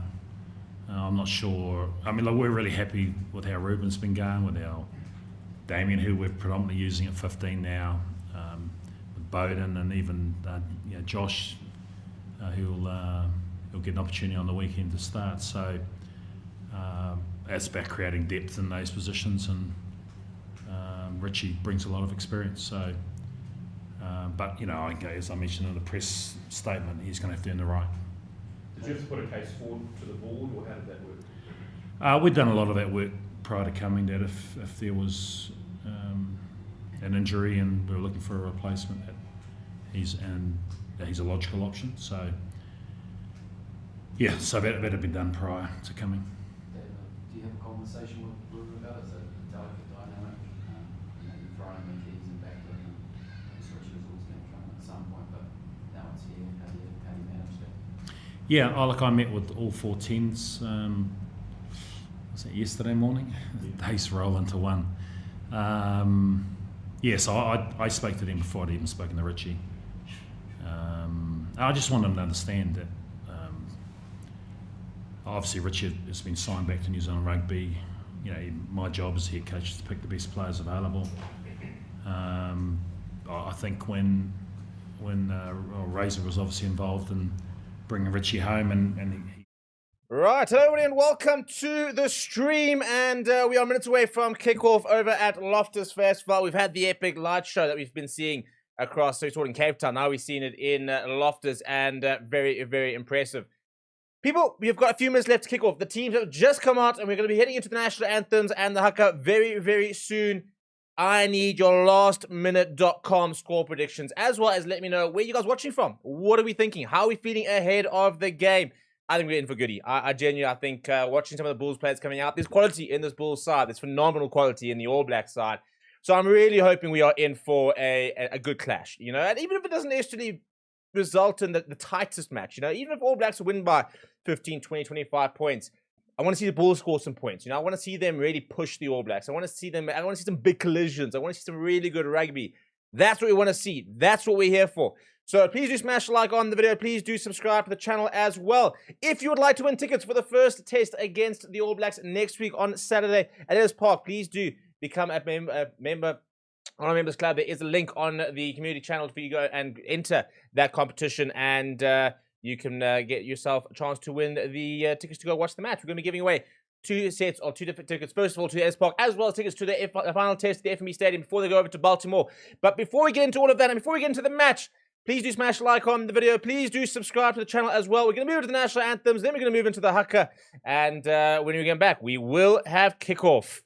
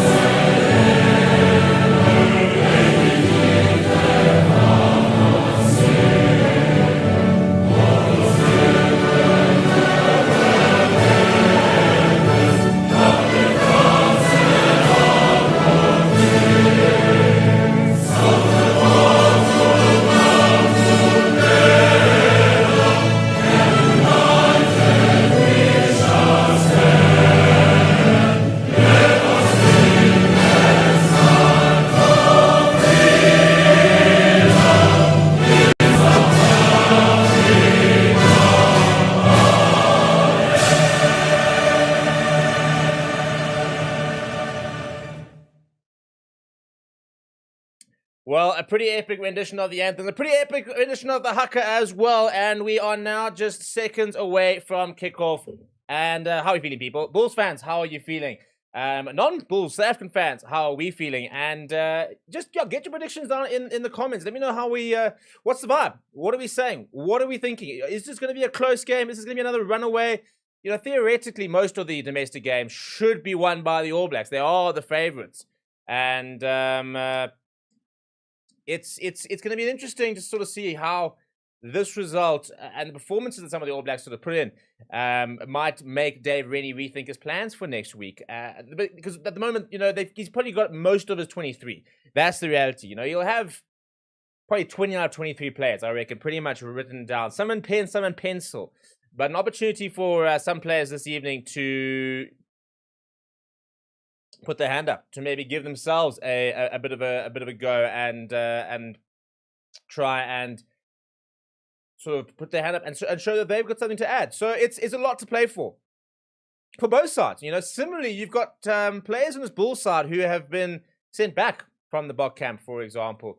You've got like some Ambrose Appiah, who went into the Bok camp after a stellar URC season and was then basically told he was superstar requirements, and he's gone back to the Bulls. You got Albert Lowe, Jan Krobloch coming back to get a bit of game time. So there's lots to play for all the players across this. And I feel like the tour is really gearing up.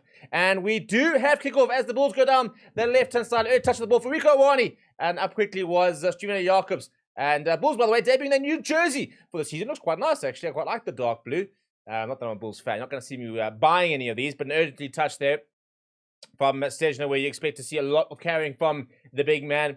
And an early clearance coming here for Cortez Ratimer. He goes to the boot and will be contestable. Back is Trina Jacobs, a bit of space, takes it well. The Rocket Man, as he's known. Now front foot ball here. Marcel Garcia pops it up to Villy Leroux at first. Villy Leroux not the best pass out to Harold Forsyth, but a space in behind. Does go to the boot, and retreating is Burton Barrett as well as Josh Akoum, one of the players getting an opportunity from the All Blacks this evening.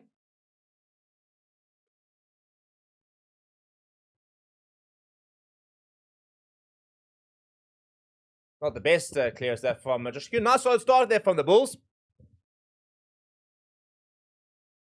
And not a terrible crowd in there. They're expecting about 30,000 at Loftus. It has about 50,000 capacity. So, but terrible line though.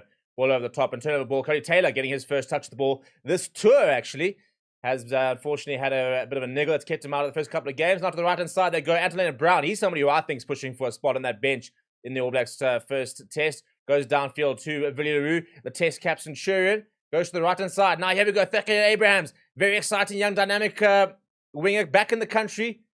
Part of the coloured scrum cap union. Interestingly, that's good hands. They're space out wide here for the Bulls. Good, and Semen Khans makes a half break. Gets out to Harold Forster. Harold Forster out towards the halfway line. Already we're seeing Villy Leroux playing in that first receiver position and dictating play. Now Cohen Bosch. Ball goes behind Villy Leroux. Not too many options here. And he goes to the little cross kick over the top. Into a bit of space for Thackeray Abrams to run on. And Cody Taylor, in fact, it's not Cody Taylor. It looks like that's Josh Morby. A bit of pressure, and they've won the ball back here. But illegally so, says the referee. Well, interesting already in terms of the tactics over there from the Bulls. Already trying to use Villy Leroux at first team as much as possible. I think we'll see a lot of that between him and Cohen Bosch. They'll kind of switch in and out of that first team and kind of the playmaker role. Where Villy Leroux has, in the last decade, no man has created more opportunity, more try assists in the game, apart from one man. It's those two that are quite clear in terms of the most try assists in the last about 10, 15 years. And Burton Barrett is the other one. Also, 200 and about almost 50 caps between those two players. Test caps, Burton Barrett and Villy Leroux. They've been going at this for a long, long time. Cohen Taylor also with about 100 odd caps. There's actually 150 test caps on display this evening. The Bulls even having about 160 odd. They've got about 5, I think, or 6 test cap players in the 23 today. First attacking line though for the All Blacks. They go out to the front of the line. Good solid take. Looking for the rolling Moya. Well, breaks up the back goes Wallace Titi, and coming in on the angle is Endo Cesar. Bounce off Jacques Rudolph. He has a second go. Now, not much space for Morby. And trying to get over the top of that ball is I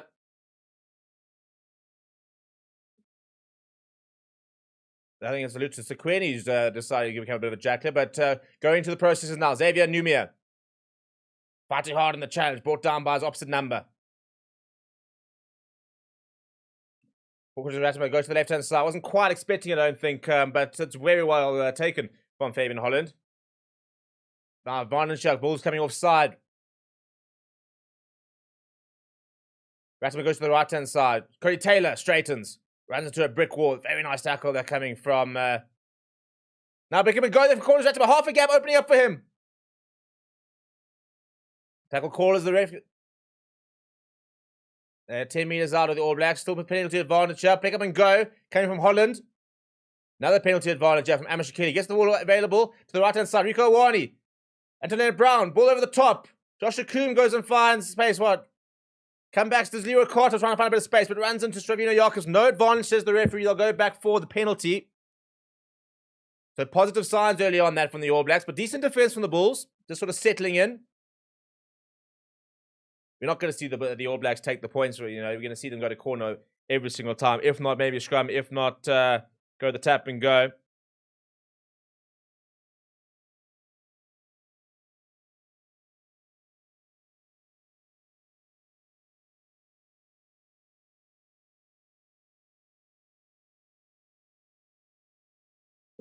So to the lineup they go.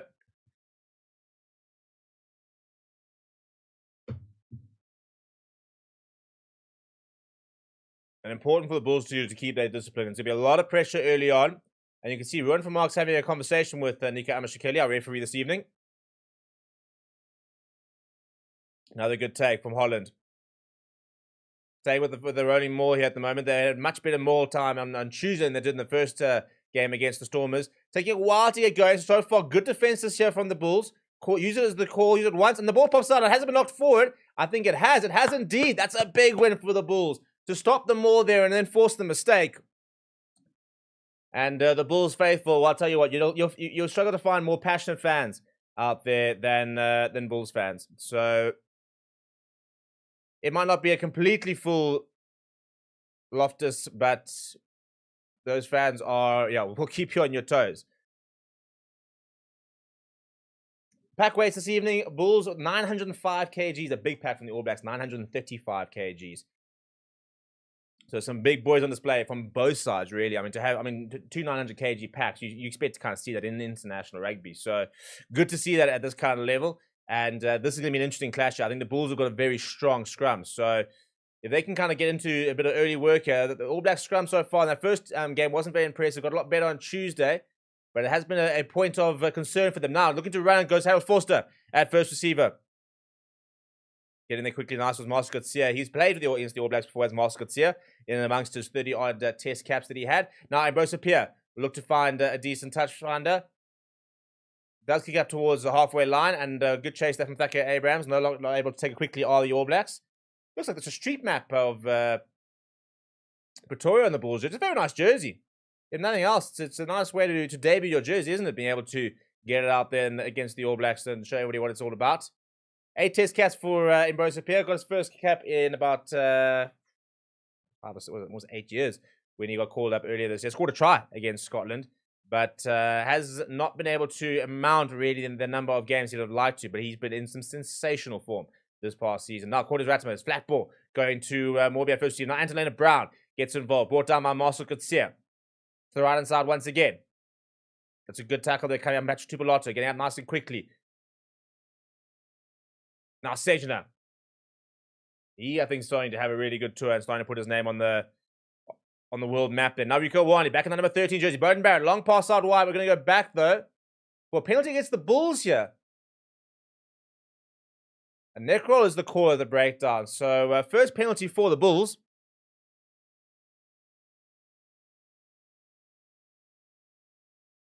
So, over 1,500 people voting and they're throwing their support behind the Bulls with 62% at the moment. And I'm going to put a new poll out saying, how close will this game be? The option is going to be within 5 points, within 10 points, within 15 points, or 20 points plus in terms of the difference between, so if you're going to call like a 20 points to 40, that's obviously a 20-point gap. How big is the gap going to be? That's the poll over there. So get voting. Let me know how you think this game's going to go. So first, second line idea for Joan Els. And he goes to the front, and Ruan van Mark takes a good take. He's been very good as Ruan van Mark for the Bulls. And running on the corner goes Marcel Coetzee. Presents well, pick up and go. Nice solid carry there coming from Francois Klopper. But it's been stolen on the ground there by Anton Sejna. So the All Blacks have stolen it back on their own 5-meter line. Frustrating that from the Bulls. Cortes Ratzimer will look for clearance. And Leo Carter will give chase, but it looks like he will find touch. Not the best touch finder from Cordes Ratimer. It's just outside of 22. So the Bulls going to have a nice reset here. And they have an opportunity to have another go.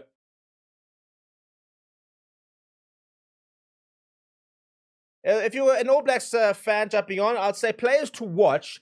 That, I mean, you obviously probably recognize, like Marcel could say, you'll recognize Rivalry. In terms of players you might not recognize to watch, big one is number 5, JF van Heerden, the young player.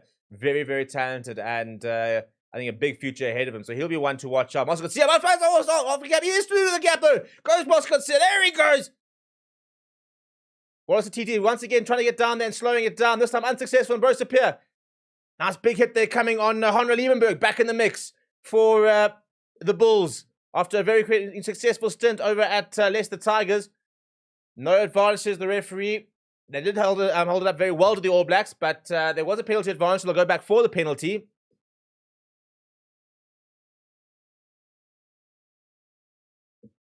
And a big shout out, by the way, earlier on to A. Johnson, the latest member of our Fair Sports Members Club. A reminder, we are doing a draw at half-time, people, for 2 tickets to the test next week. And if you'd like to go into that draw, please do become a member of the Members Club. And there is a link on the community tab, and you can go and enter there and stand a chance to win 2 tickets. Right, here we go. Rolling more once again for the Bulls. Ron Else finds his man. They're 5 minutes out of the Bulls after 10 minutes. Starting to shift forward. Here we go. All Blacks, and they're over. Is there grounding? Is there grounding? No, this is the referee. They're just short, though. Imbrosapia is digging for that ball. He's been sucked in. Is the ball going to come out here? Held up, I think, is the call. Amashikeli is looking at where this ball is. I think we're going to have a goal line dropout here. They're actually going to have a conversation.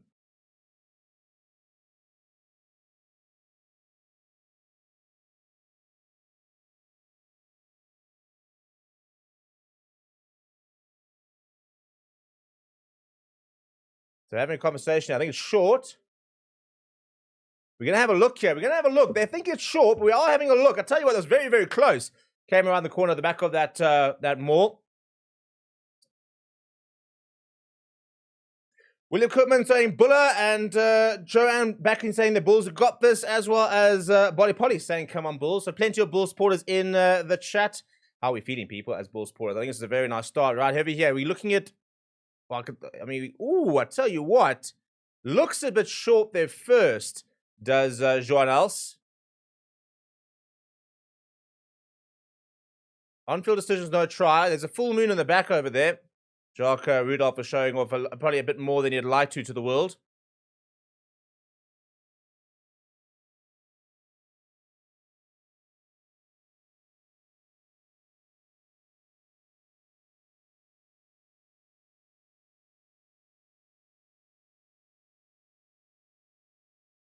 I think he's short. But could potentially be a bit touch and go here.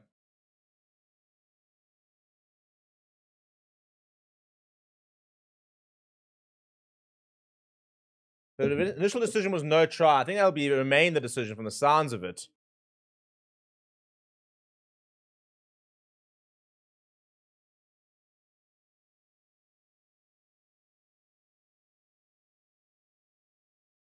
Scrum attacking size. It'll be a 5-minute scrum. They'll take that, I think, the Bulls. They'll take that. Well, it's not a Bulls fan they found. It's a very large Lions fan with that iconic blue jersey.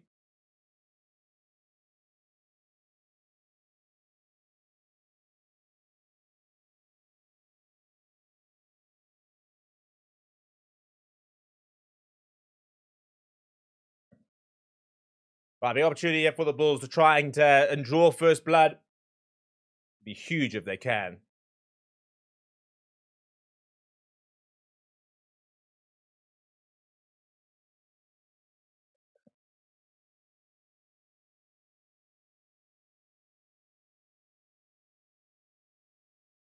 Right, big shove, early shove coming on. Good work being done there by Numa, but the ball is going to be a battle from Brest player. There comes the All Blacks straight through, and they are going to win the penalty. That's a huge scrum from the All Blacks. A big moment that for them in the game. The initial hit was good, and I think it's Xavier Numia. He'll love that. Absolutely love that. And again, if you're trying to put your hand up, if you're trying to say to Dave Rennie, quite literally put me in, coach, and make a bit of your name for yourself, winning scrum penalties in clutch moments like that is exactly the way to do that. Also, how big is it for the All Blacks to have Tara Lomax back? The number one tight head for the All Blacks. Absolute unit of a man, and he just comes straight through towards the end there.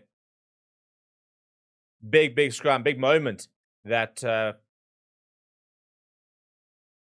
not out of danger just yet. And Cody Taylor's now got a bit of a gash under his eye.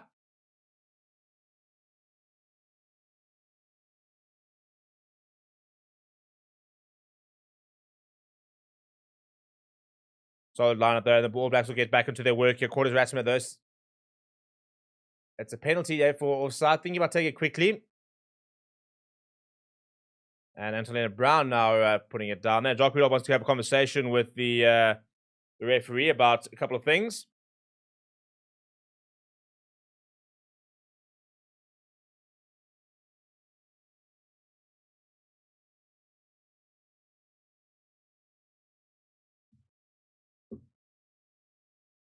I think it's against Jacques Rudolph for coming offside. That's why it's got to have a call to the referee.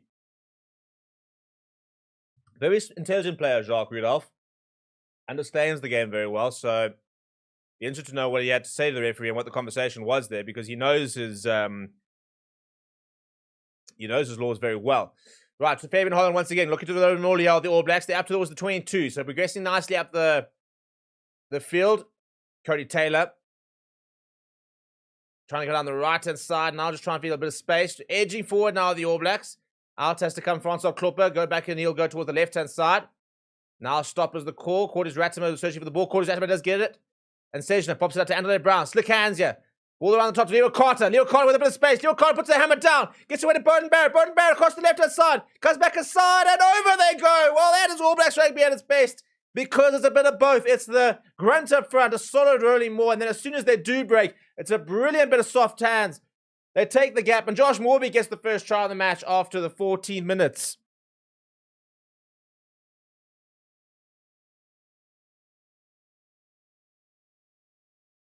Zero Carter puts the hammer down, and there's just a numbers mismatch by the time, and then Morby just steps back inside.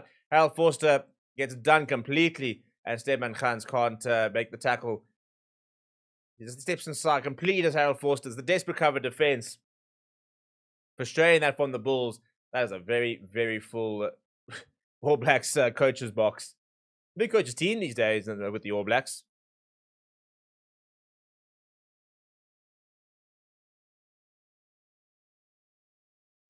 Burton Barrett on kicking duties, and that'll go well down to the right. So it'll remain at 5 points to 0.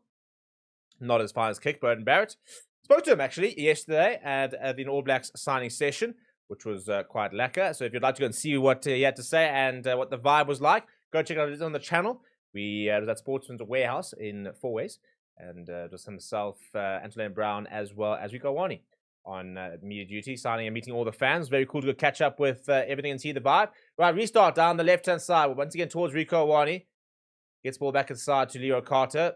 Now back to Sejna. Nice big hit there coming from him. And Quarters Ratzinger immediately to the right-hand side, goes behind, and looking to run outside the 22. Burton Barrett goes to Leo Carter. Leo Carter finds a bit of space. Outside towards Rico Wani. Rico Wani comes back inside, gets the other way back to Burton Barrett. Good tackle there from Bruce Pierre, very well read. And the ball comes loose, and Vinny LaRue has been tackled out the ball. Liebenberg goes there, and he puts the grab in behind. He's not going to have the... Oh, it's the two forwards running back, and Fabian Holland's definitely going to get there. Oh, he's not! That is bizarre. He was there every step of the way, and then he just slips, and suddenly the ball's ahead. And Honra Liebenberg, well, when was the last time he grabbed it ahead, chased it down, and scored? I'll tell you when. Right bloody now. We might have to go check it at a knock-on. I did wonder about potential knock-on with Vinny LaRue was there, but I don't think they actually are checking. That's what Cody Taylor's saying. He's saying, oh, we're not going to have a check there potentially. You know, it was not a potential knock-on. I thought there was a knock-on. I also think it was actually potentially tackling about the ball, to be honest. The ball gets thrown back.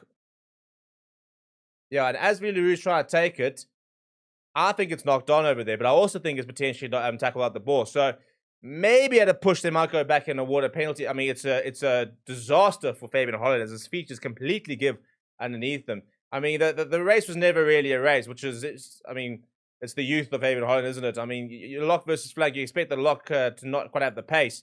Then he slips and Liebenberg picks it up and goes. But we're going to have to go back. I think it's going to stand. Yeah, there we go. We're looking at, so Villiers Leroux. Oh, gets knocked back. I think he gets knocked. Ooh, this is an interesting one. As he gets to his hands, Cortez Ratimer seems to knock the ball out. It goes over the chest and basically head of Villiers Leroux. No try is going to be the call.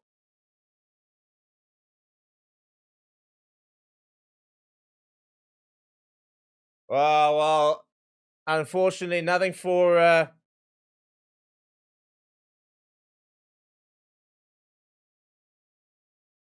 So frustrating that for the Bulls. He actually turned around, I think, initially Villiers and asked for the tackling without the ball. So it's going to be an All Black scrum from the looks of it. So chalked off, unfortunately, for Henry Liebenberg. All that work.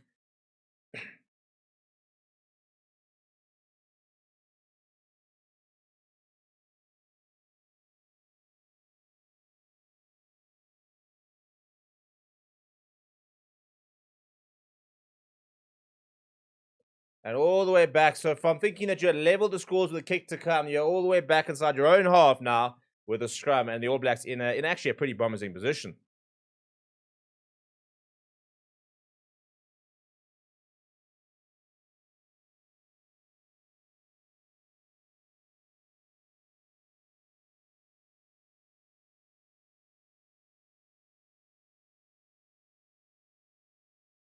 Solid scrum now to Ratimer with the left-hand side. Brown, long pass out to Bowden Barrett. Long pass and comes up, does misses the tackle there on Morby. Eventually brought down by Harold Forster. Ratimer arrives to the right-hand side. They go to TT, soft hands.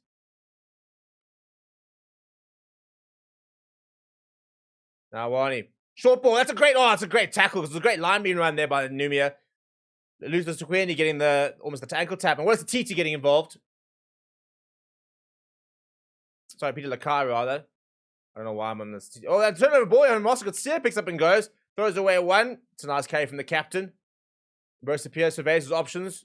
Up quickly, though, were the All Blacks. Play on, says the referee. Claiming that the ball was out. Ball available. Mossel could see her eyes. And Bruce Appeal now looking for options. Little chip over the top. There's been a charge down, though. And then knocked on. No, nothing to the referee. And Thakir Abrams going to have to go back and fetch. In fact, Jay Van Heerden's going to have to go back and fetch. And a lot of pressure at the breakdown. Ball is eventually available. Very, very messy. But they do manage to secure it eventually to the Bulls. Bit of inaccuracy creeping in. Then goes back to Villiers Leroux. Not too many options. Just goes downfield. And back is Bowden Barrett. Barrett looks at options. Chips over the top for himself. In fact, it's Leo Carter. And he takes that brilliantly as Leo Carter. Long pass out to Rico Awani. They've got plenty of numbers here to the All Blacks. Straightens on as Rico Awani. Makes the tackle as Villiers Leroux. Ratimer to the right hand side. Bit of space out wide. And comes back into Antonio Brown. Brought down by Shivina Jacobs. Oh, was going for the intercept. There was Villiers Leroux. Almost timed it brilliantly. Sejda brought down inside the 22. The All Blacks on the front foot. Back to Numia. Gets the offload away. And spinning in the tackle. It's a good carry there coming from Simon Parker. Pick up and go from Tyler Lomax. Jay Van Heerden closing the door. 5 meters out. Fabian Holland pops it up. Morby. Barrett. Long pass out wide. Thakir Abrams having to make a lot of ground. Peter Lakai. Ball back inside. And the All Blacks go over. Simply missed tackles. Can't miss tackles like that. Keeping it alive with the All Blacks and going. And Josh Morby gets his second. And there's just so much space out wide from the Bulls. They're really trying to make sure they can try and filter in. But it all extends back down to this kick from Bowden Barrett. The call comes from Leo Carter. It's a great contest in the air. Bertrand Pierre can't quite get there. And then there's so much space on the right-hand side. Rico Awani actually probably should have given into the inside ball. So they do initially well to scramble. And then I think Shivina Jacobs actually calls for the fall. And they might have overloaded on that side. But comes across this Thakir Abrams, misses the tackle. And then it's just a simple 2-on-1 situation. First time tackling for the Bulls. That's where the issue is at the moment.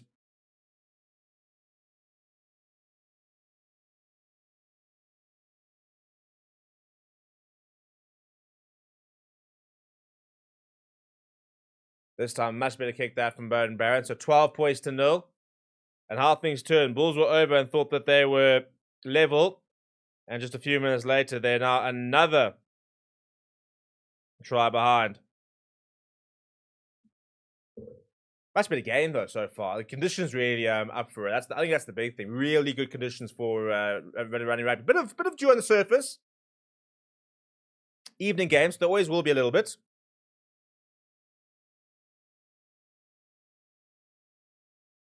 Rico Awani. And it looks, once again, looking to run it. Oh, that's a terrible pass, and Bowden Barrett's going to have to clean up. Won't find touch. Onto it comes Bosch. Gets away from one. Gets away from two. Current Bosch. He's back with a purpose. He's back with a view of trying to get back into that box squad. Now inside ball to Thacker Abrahams. The Bulls. We went from Mark, goes short to Marcel Coetzee. Very well read though from Fabian Holland, who drives him backwards.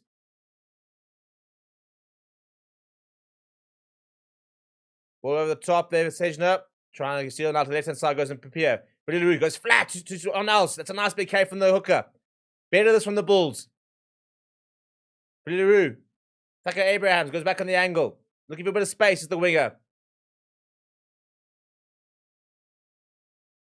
Just need a bit of go forward ball here to the Bulls. Slow ball here from Abrosa Pierre to the right hand side. Billy at first year pops it short to Francois Klopper. Now pick up and go from Marcel Coetzee. Leroux. Inside ball to Stefan Gans. Now Sejna straight over. He's completely isolated his hands. And that's just, there's a couple of times that you've got to wonder where the Bulls' work rate is there. Far too many times, and they were lucky that actually didn't happen sooner. Too many carries where they're isolated, not supporting the ball carrier. It was far too easy for Anton Sejna to get over that ball there now. It's a good win by Sejna, but there's just you got to wonder where is the support, where is the rucking, this is where you need your Ruan Akils on the field. You know those exceptional work rate style players, because by the time Jay van Heerden gets there, Sejna's well on that ball, easy penalty to win and back towards the halfway line. Good line. It goes to Sejna. Peter Lakai up to Ratimer. Now, flat to Rico Awani with a bit of space. Wrapping around Josh DeCoom. And now back to Morby. Goes out to Leo Carter. Ratimer to the left-hand side. Really up in the tempo now, the All Blacks. Cody Taylor arriving on the scene. And winning the penalty coming through the side, says the referee, against Peter Lakai. And tell you what, I think Cody Taylor's going to have to get that eye looked like. A lot of blood down the right side. Quickly taken there from Billy Leroux. Oh, get the bounce. Get the bounce. Get the bounce. Oh, he's kept it in. Oh, that's a phenomenal bit of play there. Billy Leroux, bit cheeky there. Saw the space in behind. Kicked the ball in behind. Was destined to go out towards the 5 meters. The right decision. And now Marcel Coetzee is going to run this back. He's been nice and physical so far as Marcel Coetzee. Exactly what you want to see from your captain. Now to the left hand side goes Bruce Pierre. Call came from Harold Forster.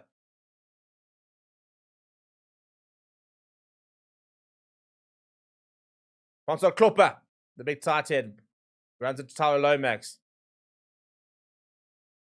Now behind, space for Curran Bosch. Long pass out wide to Thacker Abrahams. Oh, Thacker Abrahams is having an absolute nightmare at the moment. He's missed a simple tackle and he's dropped that over there. Not the debut of dreams so far from the diminutive wing. He's an exciting player with ball in hand, Thacker Abrahams, but so far he's missed a very basic tackle and he's just dropped a ball that was straight into the breadbasket.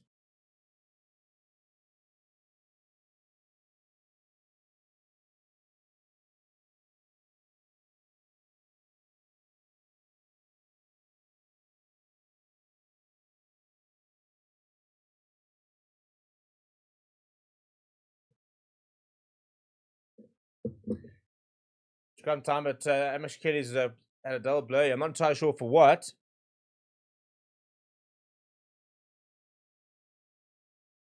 The TMO seems to be having the touch judge seems to be having a conversation with Honor Liebenberg.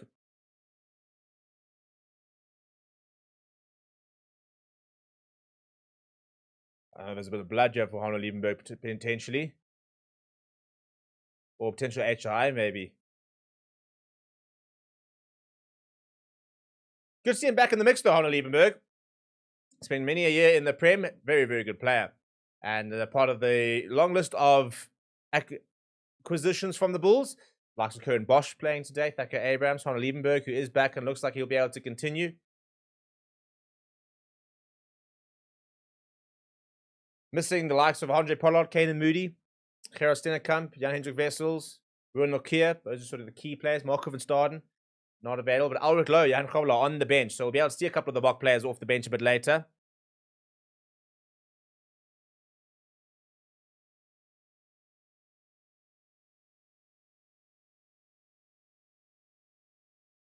Ruan McReckoning, All Blacks for the win. Well, at this stage, looking pretty positive. But I don't think the Bulls will be too upset at the moment. Frustrated that, I think, of the one try. 12 points to 0 is not an awful score at the moment. Not out of the game by any means. You know, a converted try, you're right back in it. And a free kick into scrum time. Quickly taken by Peter Lakai. And Antonio Brown, slightly isolated, but goes on a run himself.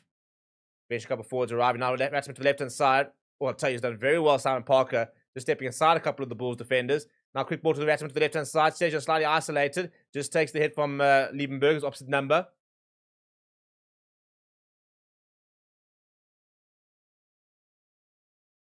Now to the right-hand side goes Ratimer. Numia trying to get involved. The loose head. Not too much on. Quarters Ratimer setting up for the box kick here. And we'll fit it downfield. Morby underneath it. Thacker Abrahams, though, takes it well this time. Thacker Abrahams is looking to get on his bicycle. Rose Pierre, quick ball out to Willie Leroux. Willie Leroux looking at his options. Skips out towards Jacques Rudolph. Jacques Rudolph with a bit of a grabber. And chasing it through is Curran Bosch. Curran Bosch kicks it ahead. Picked up there from Burton Barrett very well. Burton Barrett now sees a bit of space, but I think he's gone too far. He turns around immediately because he knows that's exactly... Oh, in fact, it's a penalty. That's why. I think it was actually too far from Burton Barrett, but it was a penalty, I think, for offside from the call from Ahmed Shakili. So they'll go back for the penalty just...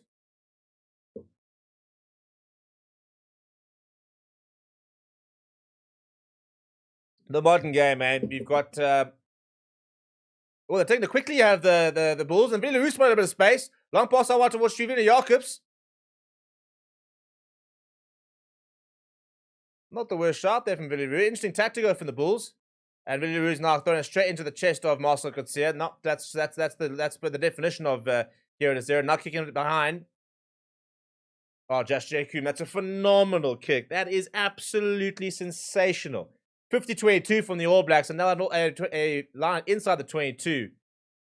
Frustrating that from Billy Leroux. Initially took the tap. I don't think it was the worst idea, actually. There was a lot of space down the left-hand side.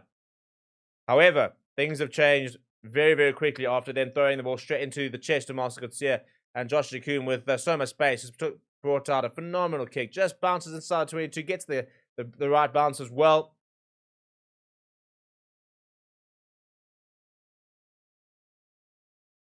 And Lutus Aquini's got down the touch. So it looks like he's got an HIA. Antonio Brown at first receiver. Inside the 22. All Blacks looking for their third try.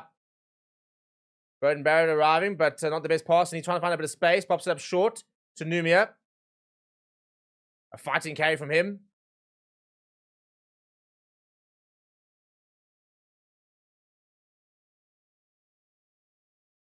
Now Burton Barrett goes to the left-hand side, goes to the boot. On penalty advantage, I think. Thacker Abrahams will mark it.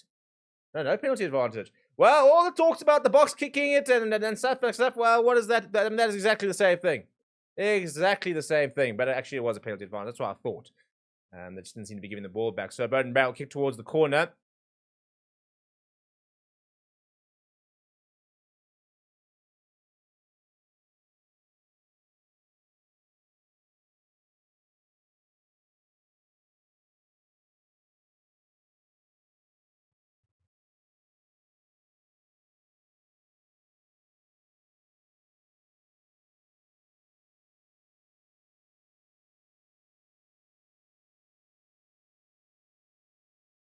Corey Taylor, 5 minutes out of the All Blacks.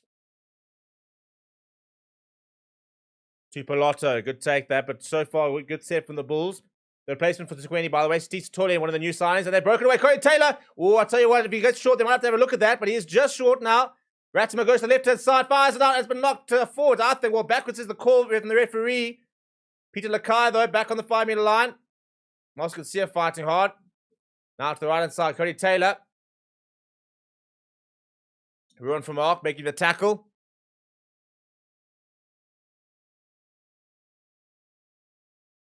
Just joke him. That's a nice carry from the fly half. Pick up and go from Tupolotto. Sejna pick up and go now. Penalty advantage all sides, says the referee. I still think there was a knock on earlier, to be honest. Pick up and go. Just short. In fact, are they? Is it a second go? No, says the referee. Now Jakun, not too much, and that's been charged down by Evenberg. Now Burton Barrett sees the half gap. Gets the chicken wing out, and Bruce Pierre makes tackle on inside ball. Now back to Jakun. Keeping the ball alive here, the All Blacks. Now Corey Taylor, pick up and go to the right side of Sejna, to Barrett. Lots of space opening up. They just need to run their hands into the All Blacks. Oh no, Holland can't. Hold on. Well, it would have been a definite try if he could. But he could not. He could not. I'll go back for the penalty. This is a relentless pressure at the moment. Go to the comments, and Ruan reckons a 57-3 for the All Blacks. I don't think the Bulls are going to take a 3, in fairness.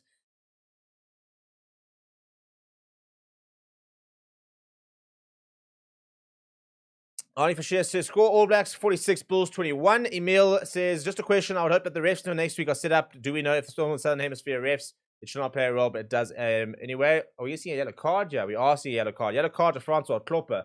That will not add much to the Bulls' effort at the moment. It's not ideal from them. So down to 14 go the Bulls. Francois Klopper into the bin.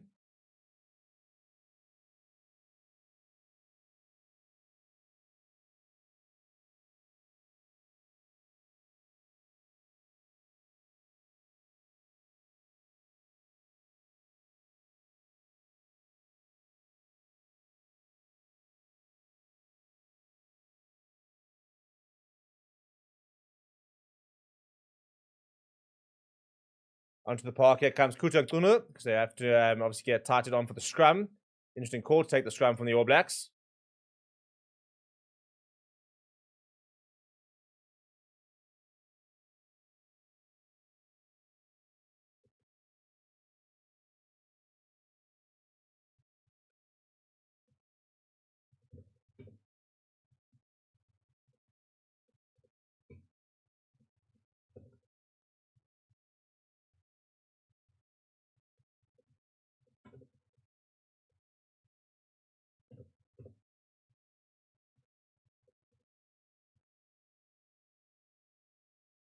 Have a reset here.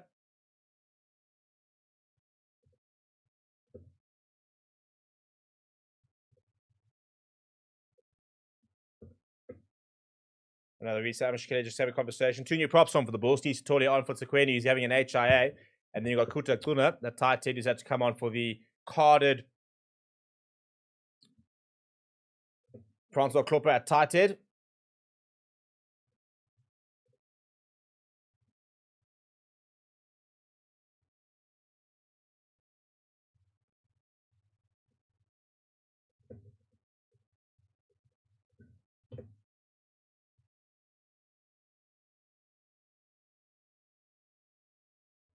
There's a big scrum. It's a huge scrum. There's a penalty advantage.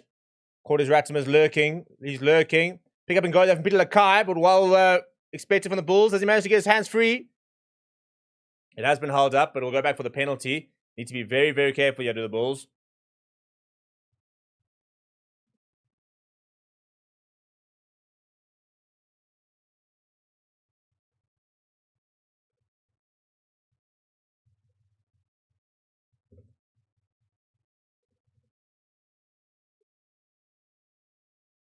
Look at the tap and go now. Cody Taylor, the All Blacks captain, on it. The tap and go. That was bizarre, and they're going to have a look at this. So surely the Bulls aren't happy. There seemed to be a bit of a dummy early on, because by the time he took it, everyone was almost retreating. So has he caught them away, or have they gotten something completely wrong here of the Bulls? That's bizarre. He was barely touched. It was the dummy tap. It's completely sold the Bulls.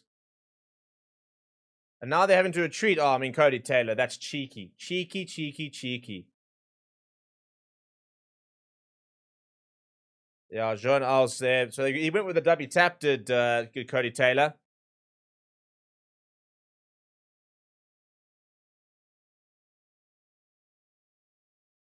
Well, I'll tell you what, he's completely stolen down the river with that dummy tap, as Cody Taylor.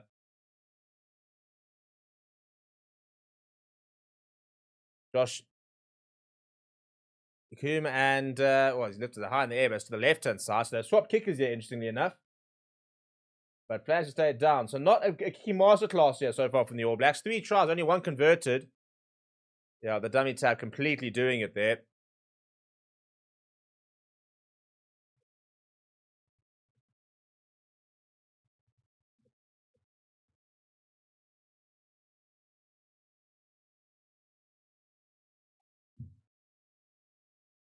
Oh, it's a great chase that from Trevino Yarkers, and he's almost lost that, has Rico on. He's in the midst of passing it, and thankfully for him, the tackle actually ended up wedging the ball against him. It's a really good chase, and not taking any chances there. There's Josh Coombe, and he does find touch just outside the 22. Bulls need to find something here, whether it's a maul, whether it's a decent scrum or two. Got to find a bit of front foot ball. Theodore Porky says, what is going on? Another poor showing from the fans at Loftus after the Sharks game. What's the point of putting on these tours and nobody wants to go and watch the game? It's not a case nobody wants to go watch. Nobody can afford to go watch. There are 4 matches in Gauteng, which is all kind of the similar types of people. And not everybody, unfortunately, has got over R1,000 per person to go to these games. They've priced the fans out of it, and we've seen it all. We've seen it all season, to be honest. So it's very frustrating, but that's the reality. Harold Forster.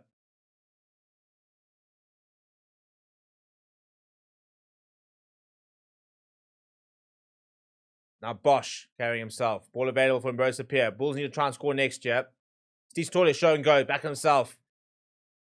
Just made the move from the Stormers. Former Lions prop. He's on the floor there. He's definitely not allowed to play that, Mr. F.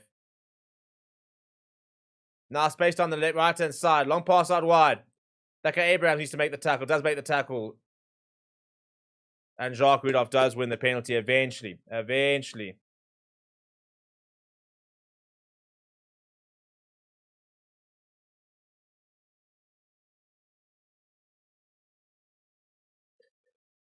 Chihuahua asking an interesting idea. Say, should there not be a limit to how far back a ref could go into to try and find a reason not to award the try? I mean, it's an interesting. It's what lots of people have been speaking about. I just don't know where that limit is.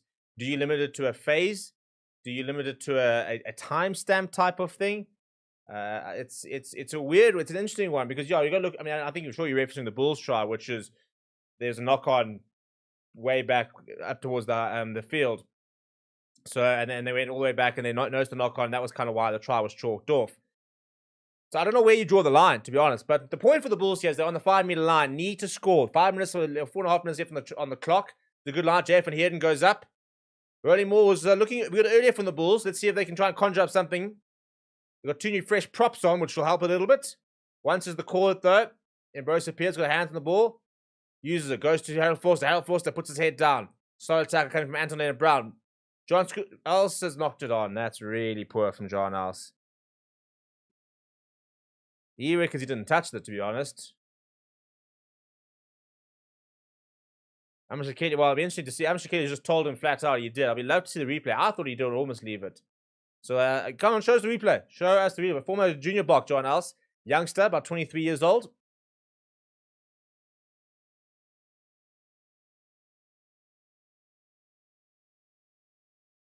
You can see the frustration from the Bulls coaching staff. That's, by the way, it's Neil de Bruin in the middle, son of Swace, joining the Bulls setup ahead of the season. And then the attack department. Dean Adams says, am I biased? Has the ref been harsh on the Bulls so far? I think a few Bulls have been harsh. Interesting. I've been getting a couple of that feedback coming from a couple of other groups. The biggest problem is that when you're under so much pressure, you generally don't get a lot of the calls, and it starts to pile up. And that's the big problem at the moment. The Bulls have been under a relentless amount of pressure and haven't really been able to get out of it. And as a result, that's kind of just it is hinging against them because they continue to, and it's another looks like a short of another scrum penalty. Ball's available though. Peter Lakai picks up and goes. Now ball back inside. Josh Akuman, they're finding more gaps here on the All Blacks. Ball over the top. Peter Lakai, and he locks it forward. Not the best pass back to him. finding lots of space here on the All Blacks, lots of scramble defense having to be done by the Bulls. And with 2.5 minutes to go, they'll have a scrum towards the halfway line. Really need to find something, whether it's within the scrums or within some lineouts. We've got to try and find a way back into this game to the Bulls.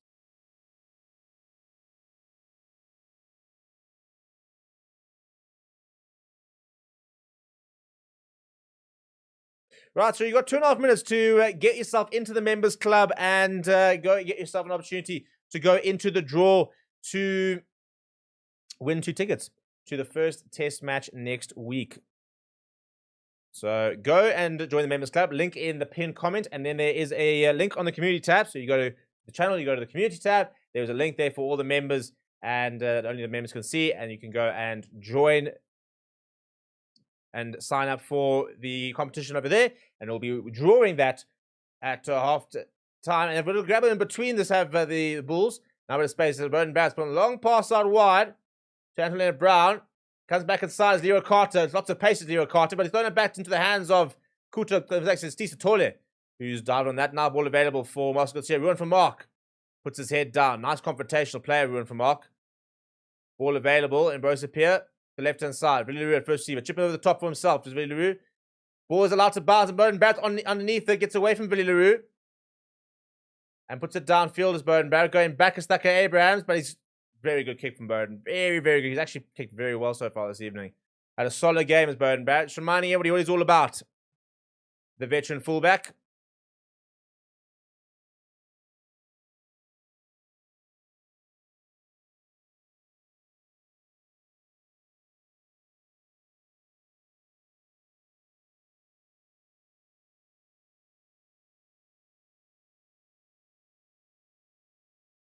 Well, the good news is that Francois Kloppe is getting ready to come back on, so they'll be back to a full contingent. Reminder, they have been playing with 14 for the last 10 minutes. Also, Albert Lowe is going to come on here.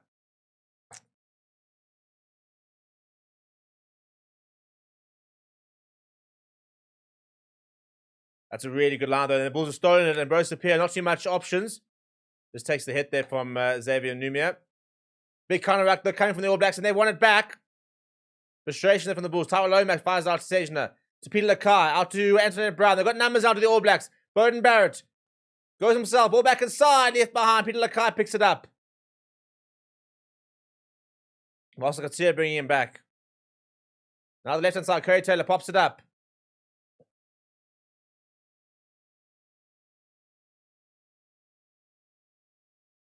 Now Rico Awani. All Blacks looking for their fourth try on the brink of half-time.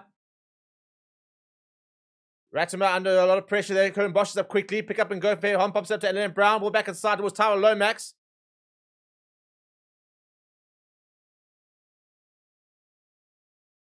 Now Leonard Brown, just short of the All Blacks. Looking to try and get the fourth try. Bulls be desperate not to concede now.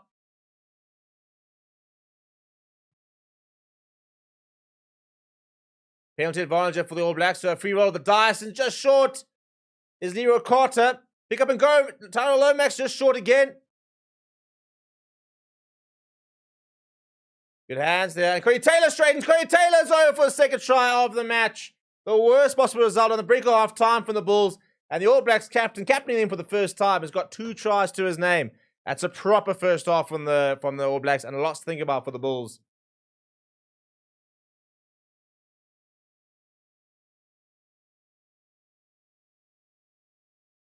Yeah, nice little hands there from Fabian Holland, showing a bit of a different side of him.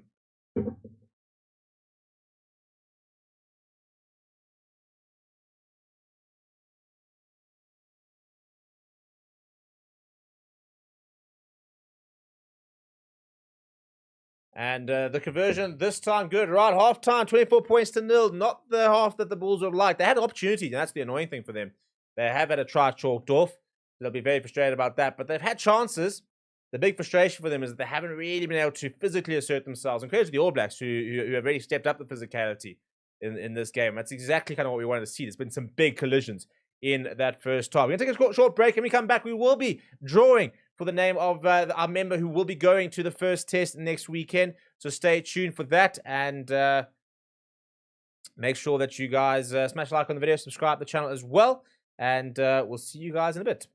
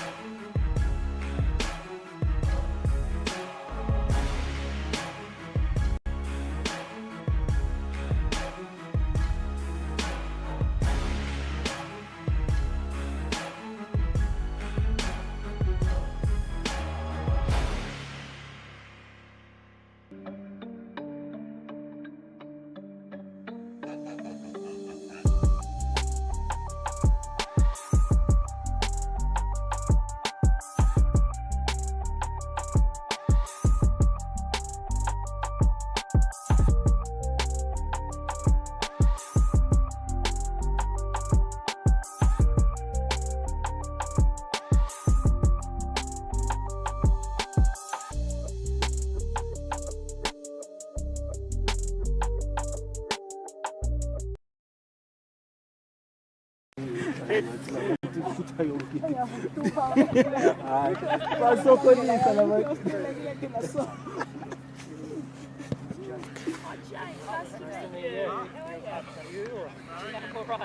there. It's been a through the snotty nose. Thriving so far. It's almost inevitable to overhead so quickly up at the end. Maybe you got it out of the way. Maybe I had that sort of hoping I've done my sickness by the time we roll into test season. Good. Yeah, we'll see how some of the other team. Thanks to that. Wood, touch wood. Yeah. For the purposes of what you're doing, you can film either side.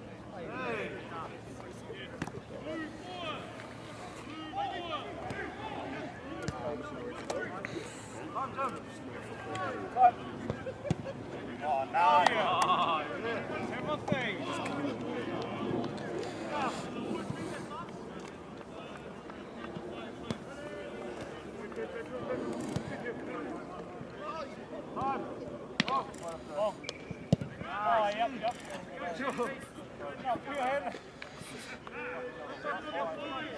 Banana. Brent doesn't want it to go up. You don't want to slow the game down. Bring him over to this side. Oh, did he? Two of us both do the job, but you still love see you in a bit. Bye. Done it.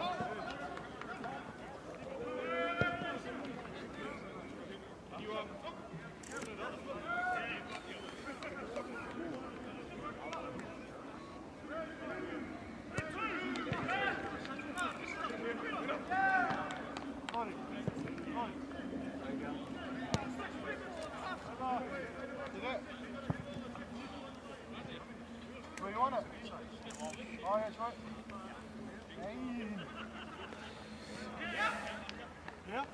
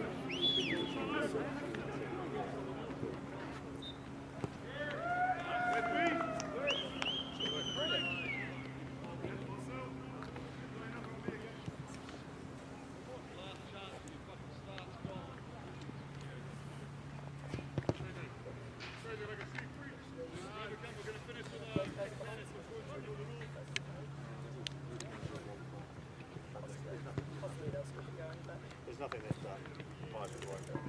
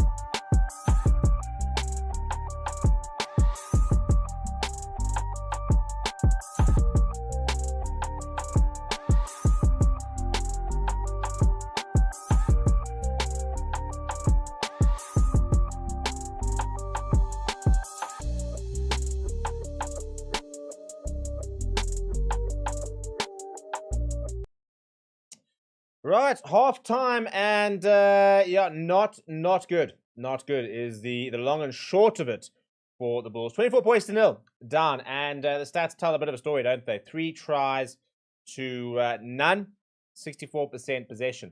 So it's been one-way traffic. Let's call it a spade a spade. It has been one-way traffic so far, and I think that what's been frustrating in and amongst things like the crowd that we hoped would be a bit bigger, and it's just things like we thought the Bulls would be able to match up a bit better physically, and they just haven't. Is the reality. So that's been a bit frustrating, but second half to come, and this is where I'd like to see some players stand up. And speaking of standing up, people, it is time to give some tickets away. And a big shout out to one of our watchers who have donated the tickets we are giving away. So 2 tickets to the Boks versus the All Blacks first test in the at Ellis Park. We're gonna run the I've got a little wheel over here. So 2 tickets, and as it's running here, the winner of 2 tickets to go and see the Boks in the first test is going to go to, drum roll, as they're about to kick off, Kobus Goosen. Well, there we go. Kobus Goosen is going to be our first winner of the Boks tickets. Kobus will get a hold of you, and as we go kick off over here, you can watch this game knowing that the next time the All Blacks go out to play, you will be there at Ellis Park. Big shout out to you, and if you'd like to try and win some prizes, then subscribe to the channel and become a member as well. More ticket giveaways coming up as well throughout the tour. But we do have kickoff here in the second half at Loftus, and the big question now is what can the Bulls do in the second half? And the long and short of it is more, to be honest. Try and measure up a bit more physically. Big opportunity here, and we've got an early penalty. Is the 2 Boks are on, Johan Grobbelaar and Albert Lowe, released back to the Bulls for the match, and now they've got an opportunity to try and show what they're all about, and show that there is that a bit of a difference between local players and your Boks players. So a big opportunity for them to show. But I think the big thing, if you look at defensively over here, is 4 turnovers, 1 from New Zealand. So the breakdown battle has been a bit one-sided. But the Bulls having to make 102 tackles in that first half, missing 25 of them, is really frustrating, as well as 8 penalties conceded, and that's just pressure on pressure on pressure. So they've got some players that they can call upon, and they've brought on Grobbelaar, as mentioned. They've brought on Albert Lowe. So an opportunity for them to start getting into the mix and try and start getting some of the positive things over here. So let me know what you think of the game so far, and what you think. And I'll come back. I'll tell you what, almost the first. He has got the try. Ruud van Mark around the corner. Well, here we go. They've all said we're back for the second half, and we're not going down without a fight. And Ruud van Mark, one of the few players who I thought actually had a decent first half. It's a solid set piece. Johan Grobbelaar straight back onto the lineup. Comes down, and around the corner comes Ruud van Mark. He just puts his head down and says, I'm taking all of you with me. Gets the reach as well. Just gets it to the line. I mean, it's nothing complicated. It's a forward running at the backs. It sometimes can be that easy as create those mismatches. Where myself and Ronaldo do the Rugby Unlocked show, we talk about oh no, they're gonna have a look. Oh, really. What is the point? What is the point of having a TMO when we are looking at these things, and then 30 seconds later, a minute later, now we're saying, oh, hang on, now we need to have a look. We've got to stop this. The TMO has to start checking this as soon as it happens. You've got the angles. Use them and make a decision. Initial reach over here, I think this is on the line. I think it's on the line. I think that's fine. I think we need to see a side on.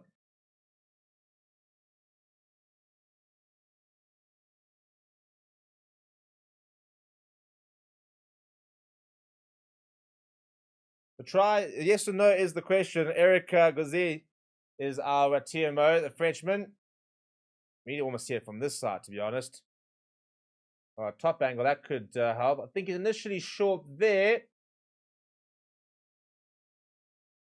I mean, Amashikili's there. He needs to make the call. He is right there.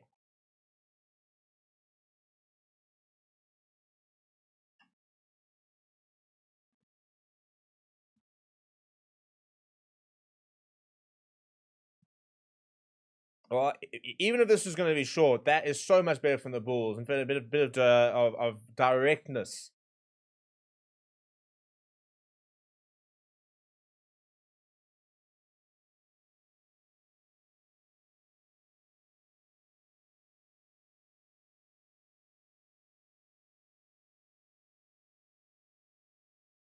Ball is grounded short, and then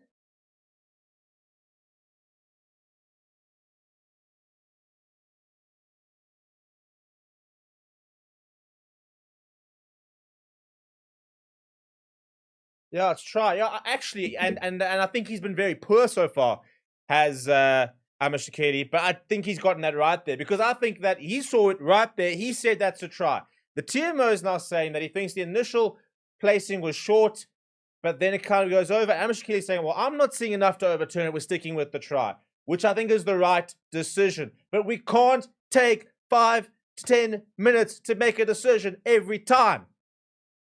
Cannot happen. Cohen Bosch, by the way, will add the extra 2, though, and much, much better from the Bulls. Much better. Let's get a bit of a game going here, people.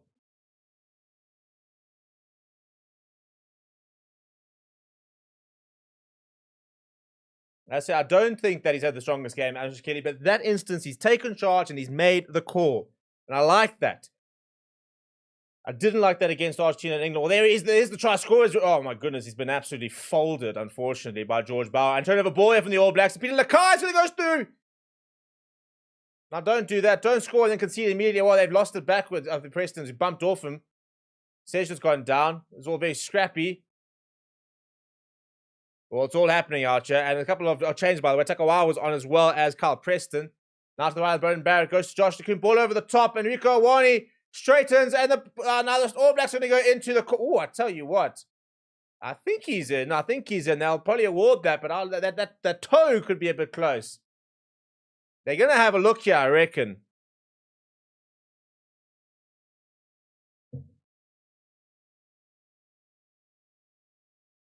Ulrich Lowe, I think, is taking on the on-field captaincy here. I'm going to put a question to you guys, and I'm genuinely asking this. How do we solve the TMO crisis? I think it is a crisis. How do we solve the game pausing, the length of the decisions it takes to make? And I don't mind having a look. I mean, like this, for example. The Harold Forster gets across here. Now, where's that toe? Where's that toe? Ooh! I think another Bulls here, he would have been out, but I think he's going to be in there. I think quite literally, this might show it a little bit better. Ooh! Achaka not being the TMO. After saying how much I don't like them, etc., I wouldn't want to be a TMO making this decision.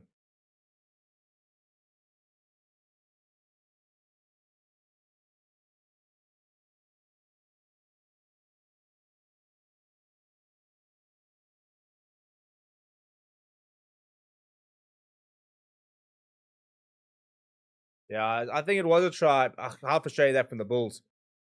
And George Bauer just, I mean, poor old Ruan from Mark was brought back to reality there after scoring a great try, absolutely folded by George Bauer, knocked the ball on, quick turnaround, and just as they'd gotten something to get up, now they're back down.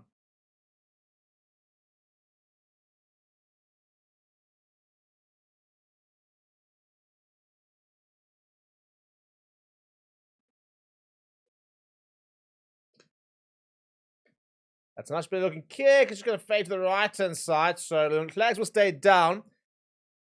7 points, 29. But it is the first time that the All Blacks have conceded since the Bulls game. He's still down, was ruined for Mark.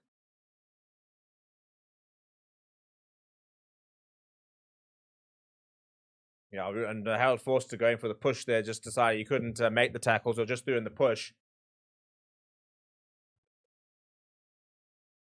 Not a bad chase that from, and he's going to get the chase they ruined for Mark.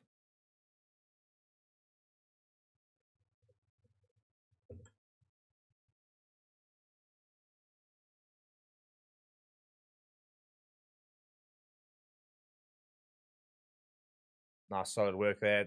The All Blacks looking for a good clearance here. Ball to the top, and Carl Preston will give... and it's walked backwards. I think knocked forward actually from Leo Carter. Eventually comes away to Bulls who do have it. Ulrich Lowe. But Renan Ludwig is onto the park. Also a nice good youngster to watch out for. And there he is on the ball, replacing Ruan for Mark. Now the right hand side, Billy Ruud first receiver, Cohen Bosch. Long pass out wide towards Steman Gans, who's standing out in the wing. Steman Gans sits inside. Big fan of Stefan Gans. I think he's a quality player.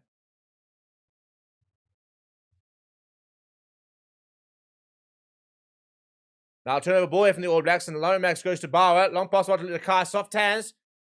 Chip over the top into a bit of space. Is it going to slow up? No, it'll go out.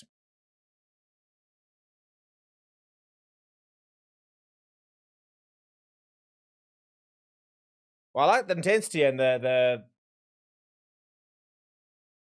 pace of play here at the moment. Big fan. Big fan.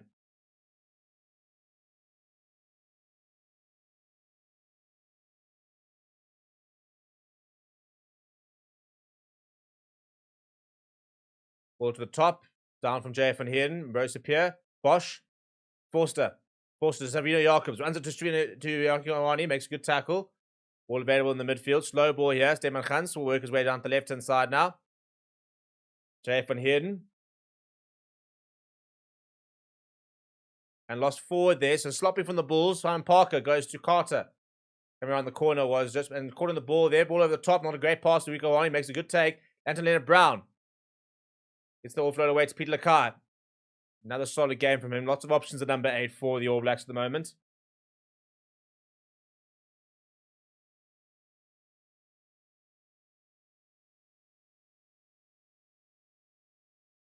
Now with a space and going into contact there. Anton Leonard-Brown presents well. Carl Preston looking for options to the right-hand side. George Bauer. Nice big hit on him. Francois Klopper getting involved now. Show and go there. Caught in the ball. Renan Lupic trying to get on the ball, but removed quickly. Now to the right-hand side. Leroy Carter. Ball back inside. Hands of Stefan Gans. At the moment, both these teams just sort of trading blows on how to give the ball away. So another turnover. And Ambrose Pierre. Quick ball. Curran Bosch. That's a good pass out to Elwood Lowe. Puts his head down. The Sheriff, as he's known around Loftus.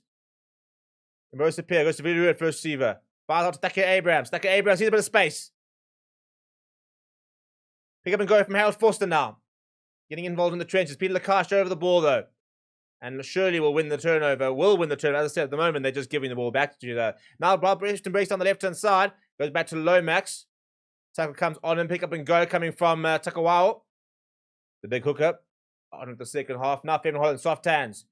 To Barrett. Barrett goes short. Good line being run by Simon Park. Gets all the way to Anton Leonard-Brown.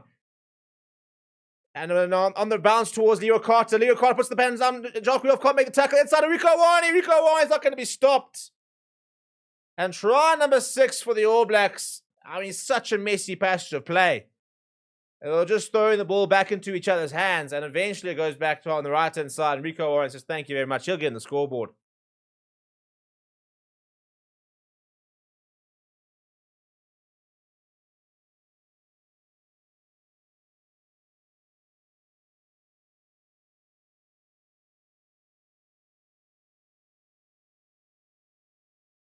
Yeah, I mean, it's just well, I mean, eventually by the time you find, but it's bad ball retention.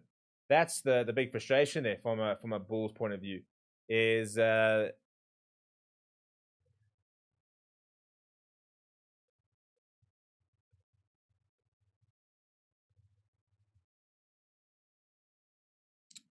34 points to 7, kick to come.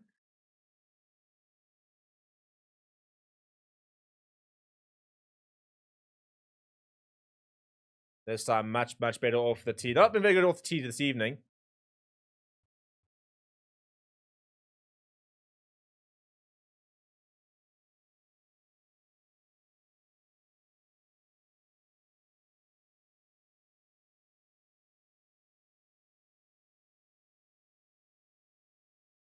So 36 points to 7. The Bulls getting the early try, conceding immediately after that, and conceding a very sloppy one there. Thacker Abrams gives. Oh, he's just knocked it. I'll tell you what, it's a theme now at the moment. We've literally just seen the carbon copy. Try scorer and knocking it on. At the kickoff. See Sotole. Now long pass off from Ambrose Pierre. Harold Forster looking for options. Puts the grabber in behind. And Stefano Jacobs is arriving. And I'll tell you, Josh Takuma's there. I don't know how he's popped up there without a ball. Pops up to Anton Leonard-Brown with a space. He puts the kick downfield. Billy LaRue going back, and it's a bounce, and it's an awkward bounce. A great kick from Anton Leonard-Brown. Oh, that's so frustrating. That was almost it for the Bulls. It's a bit of a comeback.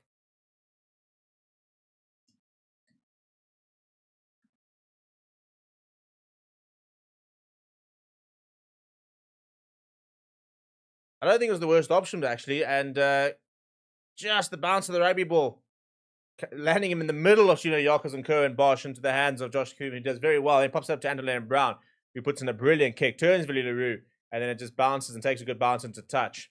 Getting strapped up on his ankle, though, is Josh Cooper. Now, that's worrying signs for the All Blacks, who are already having to deal with the fact that Caleb Clark's returned out for the tour.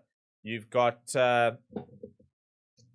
Richie Mwanga, who's been parachuted back in after Billy Proctor was injured. And we do, by the way, have another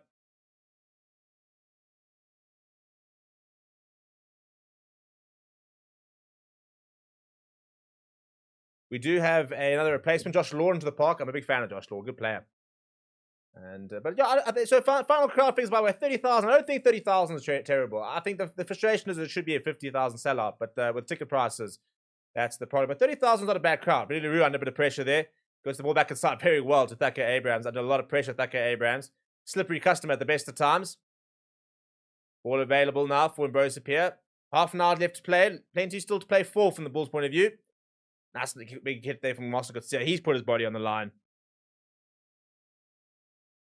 And Ambrose Pierre will go to the boot chair.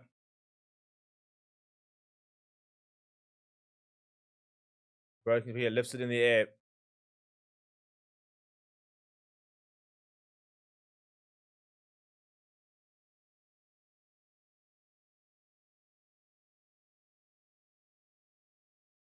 Nice big tackle there, coming inside Parker and over the ball, but misses it. Back down the right side goes Carl Preston. Taking that first receiver. Bowden Barrett goes short. Well read and locked on, but then locked on again by Steve Satoli, unfortunately. Those are the comments. And it's ironically, because Ben Tab is talking about the South bloke crying about the TMO, it's actually been the New Zealand fans who's been having a big talk about the TMO and the likes of that in the last few weeks, ironically. But, I mean, in terms of where this tour is, what I think is very important to understand is it's the first iteration of this tour. From a time point of view, in terms of the time of the year, it's not ideal. From a South African calendar point of view, it doesn't really line up.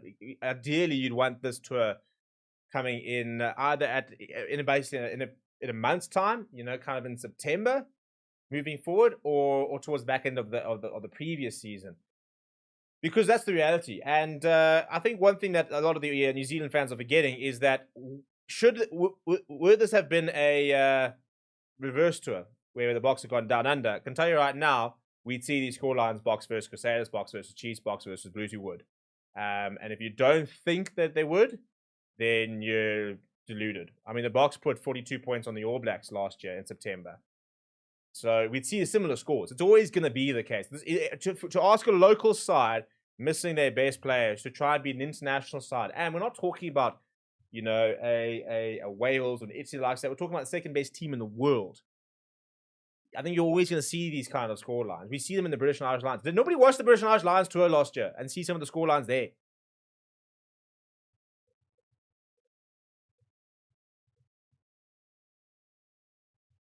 Now, Jacques Rudolph down the right-hand side. Bit of space for Jacques Rudolph. Gets the other way to Cohen Bosch. Cohen Bosch to Trevino Yarkins. What's Trevino Yarkins has got lots to do. Steps back inside as the Rocket Man. And he's going to go over. Well, there we go. There it is. And that's what I say. Make a moment.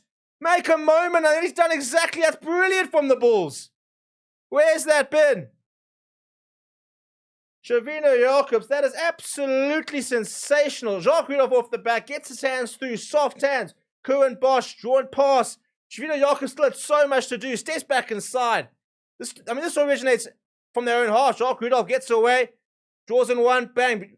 Cohen Bosch, soft hands. Trevino Yarkins still has so much to do. Bang, gets to the inside of Bowden Barrett.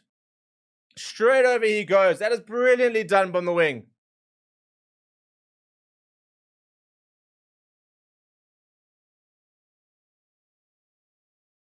Well, that's what we wanted to see. You know, we want to just see, and you can see the high fives of the coaching staff, pre-plan move that to feign down the left, go down the right. We just want to see a bit of moments there. Cohen Bosch to add the extras. And that's, stay off the crossbar, I mean, off the post.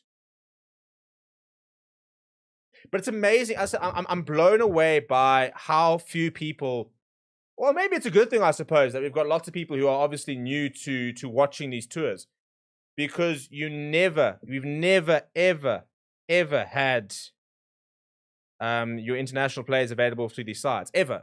You go look at the British and Irish Lions tour last year, and the Australian sides didn't have their Wallabies players.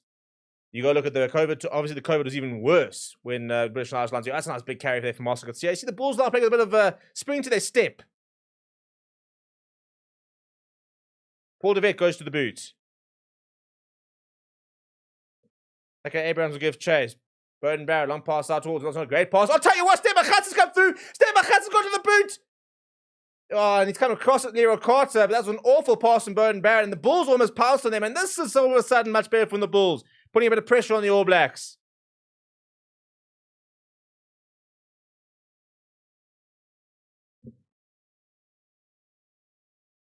It's amazing. I mean, this game's come alive here. Obviously, the game's pretty much done. It's 28 points behind.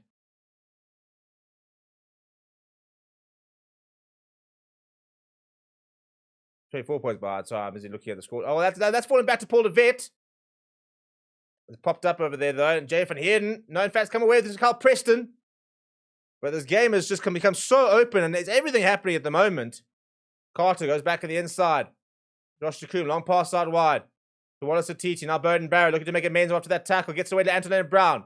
Space out wide. And Morey puts it in. He's looking for his hat-trick, but into the hands of Curran Bosch. Curran Bosch gets away from one. Starting to grow into the game here is Curran Bosch. Now to the right-hand side. Johan Krobelaar. Now a bit of space back inside for Kanene. Really, really good this year from the Bulls. The penalty advantage as well. Paul de Vet to the right-hand side. Tucker Abrahams. Billy Rue at first receiver. Go short to Albert Lowe. Much better this from the men in blue. Paul de Vet goes to Billy Rue. Long pass out wide. Curran Bosch with a bit of pace. Curran Bosch comes inside. Stephen Gans. No advantage, says the referee will go back for the penalty. Well, I'm not entirely sure what's happened, but the Bulls have definitely come alive. And that's what we like to see. As I said, this time he's not made that same mistake, Billy Lou. He's gone quickly. He's put a really good kick in there behind.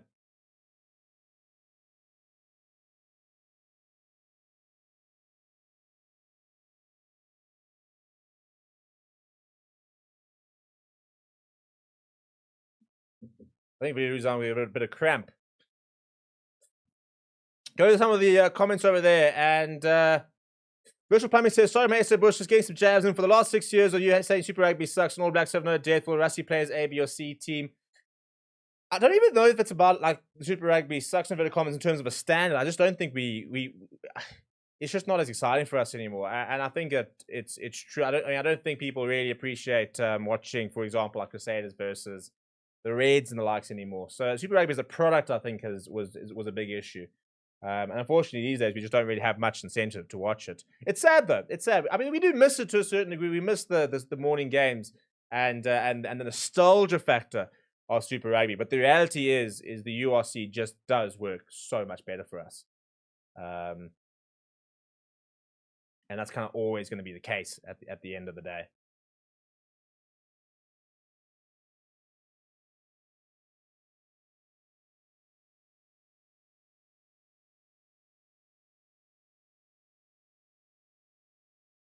So break and play, but the Bulls will restart with a 5-minute line and convert a try. Put them at 19 points. So as I said, I mean, there's not much of a comeback on here, but Albert Lowe with a solid carry. But this is so much better. Marcel Coetzee on the corner. Session looking to hold him up. And they're over, but they're not going to get grounding. They've actually done very well. They've dragged him up. Although I still find the new I find the new held-up rules very frustrating. And this is not just the case of the Bulls being held up there. I find it far too easy for teams to be able to get their hands around and then pull a player over the try line, and then it's a goal line dropout. But I suppose you do get the position back automatically, so there's a certain amount of that.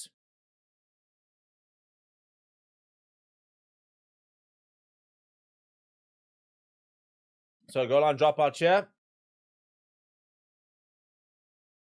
That's a good take there from the Reynard Ludwig, the youngster.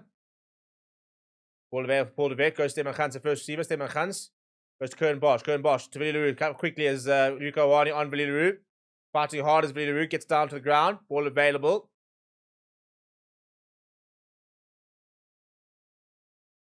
Now Albert Lowe puts his head down. Going through the motions here. Albert Lowe, lots of carries coming from him.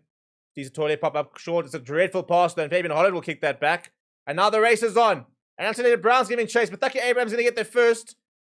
Now he needs to try and buy a bit of time. And Stefan Gans is getting back. Jacques Rudolph picks it up very, very intelligently and does very, very well there, does Jacques Rudolph.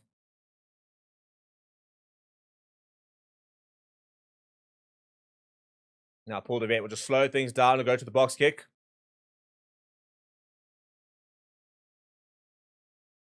And Kern Bosch goes down the field. Finds a very, very good touch finder. Majoka, the score is... sorry, Jonathan, the score is updated. It's been updated for a while, actually. So I assume you're a bit far behind. Sabbath saying, Sabbath gets sick of being thrashed Super Rugby. I'm glad they'll be slowing down the speed of competition. Yeah, listen, no chance, mate. You cannot sit there and try and tell us that Super Rugby is in a better place now than it was 10 years ago. You can dream, but it's not. Let's call a spade. It's not. As a product. Is the URC perfect? No. Does it suit for us a lot better? And that's what Virtual Plumbing is saying. URC is perfect for your SATs. Wish you all the best. There we go. You know, some nice, wholesome interaction over here. Good to see some new guys in the comments, though. I really enjoyed engaging with a lot of our New Zealand audience. We do have quite a big New Zealand audience, and he gets a little bit of fractions at times, which is fun, I suppose. You know, that's why we love the game. But it's been really cool getting to... and having a lot of chats with the New Zealand media and the likes of that. It's a good take, though, from JF and Hidden, and that's another line that's been lost from the All Blacks. Paul de Vet fires it out towards Curtin Bosch. Up quickly on the All Blacks defense, but Kunene finding a bit of space. He's looked positive since coming on. And that's what I mean about opportunities here for players to show what they're all about. Back towards him, and finding a bit of space. He sees a bit of space, puts the kick in behind. It's a great kick, actually. Oh, that could be a 50-22, you know. It is a 50-22. Well, you know what? We talk about coming on and making an impression, and Kadlejo Letabile is doing exactly that. Couple of soft touches there. Over there, finds a bit of space on. Oh, no, it's just outside the 22. But it's been touched, though, actually. So it is going to be a Bulls line out.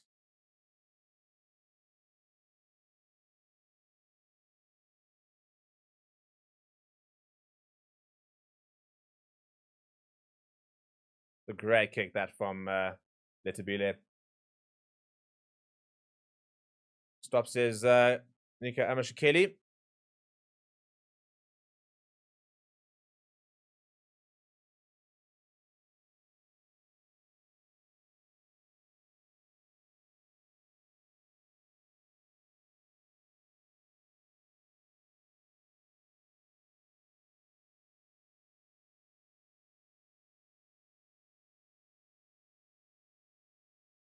Another change here. This looks like John. This is Sean else coming back on. Has there been a nature A for Johan Kovalov? Potentially a...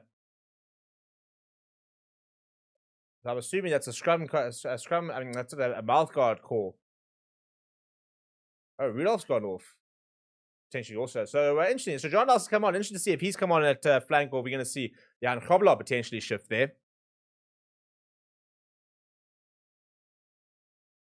And this has been started from the All Blacks now. So the line at the moment, pretty much just free game. Oh, and Stefan Gans has slipped and long pass out towards Bowden Barrett. They've created the overlap, but passes behind Leroy Carter, but now he gets going. Up to his feet, Stefan Gans, but back towards more. We're looking for the hat trick. Ball back towards Bowden Barrett. Keeps it inside. To Leonard Brown. Can they go the full length of the field?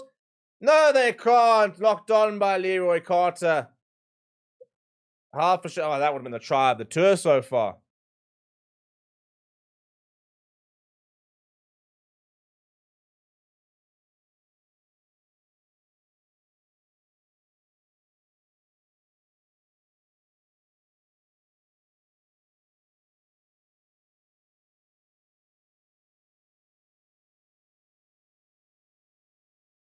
Well, it's some great bit of interplay there between the All Blacks. So that's what you like to see. You like to see that kind of length, trial type of thing. But at the same time, I'd like to see a bit of scramble defense as well.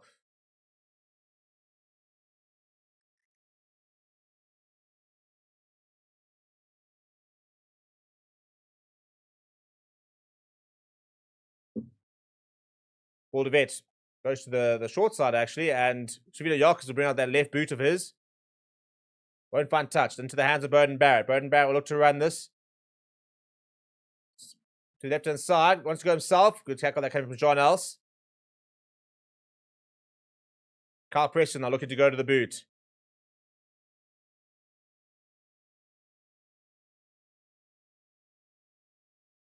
Oh, he was gonna penalise them and then said the hands would be on the ball. Once Tita gets away from one, eventually brought down by Bruno Jacobs.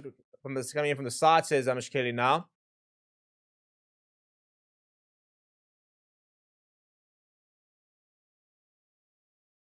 Short, and that's a really good pass to said, looking to try to get the offload away, but not able to.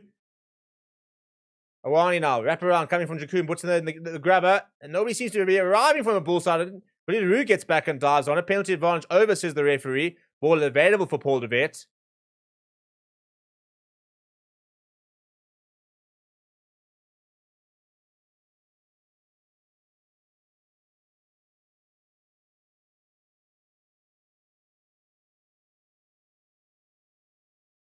And back in the pocket is Curran Bosch. Got a massive boot as Curran Bosch.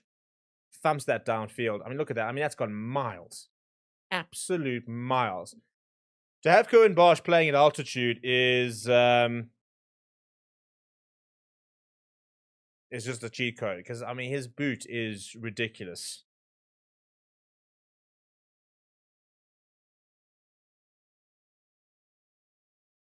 Yeah, it says best players are German. I think it's so cool that he's got the sort of the German heritage. I think it's a very, very cool story. And hopefully that inspires a few more Germans to get involved. We need to make rugby bigger in more countries, don't we? I was thinking about it the other day, and it's just so frustrating, isn't it, that we've only got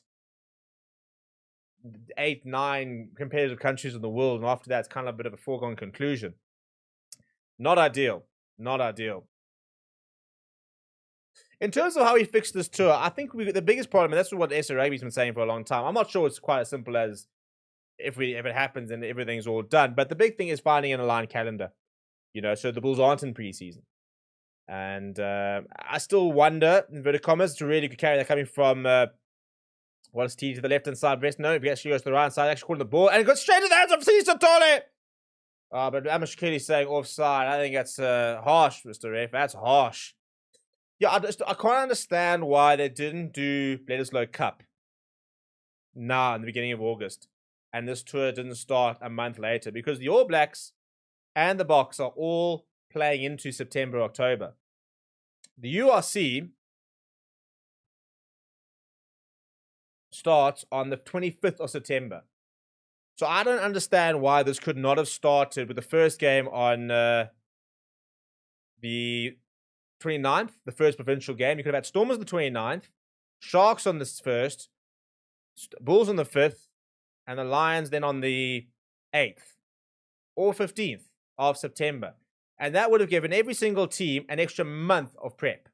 And then they would have been at the end of their preseason. They still would have been in preseason, but they would have been at the end of their preseason. And that's a great little line. Rama Bowen Barry's got the pace. No, it's a great tackle from Thaka Abrams. Well, ball back aside, and Josh Jakuba, another great tackle. But eventually it goes into the hands of Luria Carter, who will crash over. Or some couple of last-ditch tackles, but eventually the pressure is too much. Now, I said, by the way, let's get into some of the real chat here. Because there were some predictions. And the predictions were...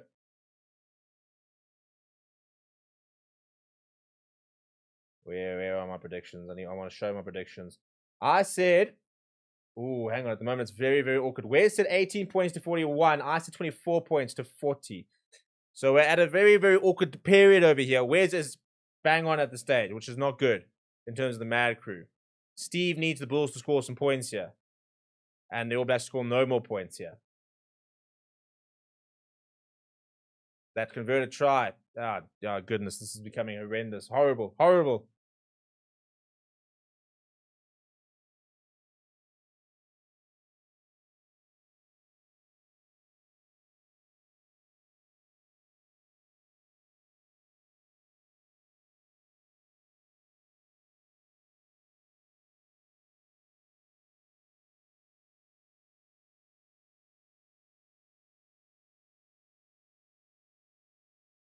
Well, Satiti under the high ball goes inside of Carl Preston. Now the All Blacks, and this is where I think this is where these games. Oh, jeepers me! Oh my word, it's barbaric. Well, if you didn't know Matavatalanaway before then, you know him now because it's 2 massive carries from him flat to Satiti. And this is where I was saying that this is where these tours get dangerous. It's now the situation because now you are seeing a Bulls side which are not at full fitness. And this is where the All Blacks, as they start to find a bit of space, can really hammer home some sort of advantage.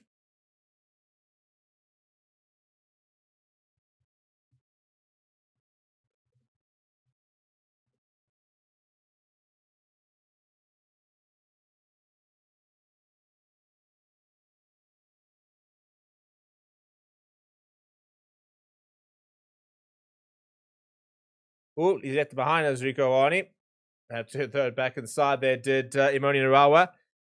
Right up towards the 5-meter line. Narawa caught in the ball. Kutamtunu is trying to get his hands on that. Ball's put up to the side. And pressure over the All Blacks, Carl Preston. And offside, says Amish Kelly. And pinged a lot for offside of the Bulls. If in terms of this being a preseason game, if there are takeaways for them, discipline will be one of them. Absolute one, definitely one of them. And I think the Bulls have at times played into the All Blacks' hands a bit too much. And ironically, when people talk about, oh, it's boring to kick, etc., etc., you've also got to play the situation. I think the Bulls sometimes maybe are guilty of not doing that, of playing into the All Blacks' hands, keeping the ball alive when maybe they shouldn't be keeping it alive, but living in that huge carry from Tabata Nawe on Stedman Khans, who's had a solid game, Stedman Khans, but he's just, that's a bit of an introduction. This is what Test match rugby can be like, and he's a massive unit. Is Tabata Nawe. Shock or knock. In terms of like run it straight players, this is one of them. I think Asafa Amua is another one from the All Blacks in terms of absolute units. Good line at that though. But knocked on, as I say. Knocked on, as I said that. Slowfinger saying Germany is one of the oldest rugby nations. Started in the 1850s. Some idiotic Austrian destroyed it with World War II. I enjoyed that comment. That made me chuckle.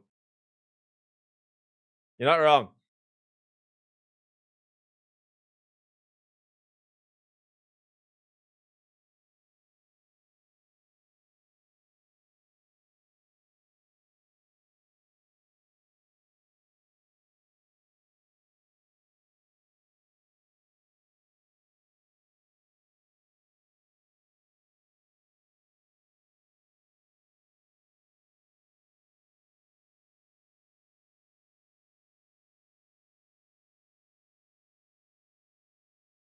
Right, Paul DeVet to the right-hand side. Bulls, what can they conjure up? Curran Bosch goes to Letabila. He's been very good since coming on.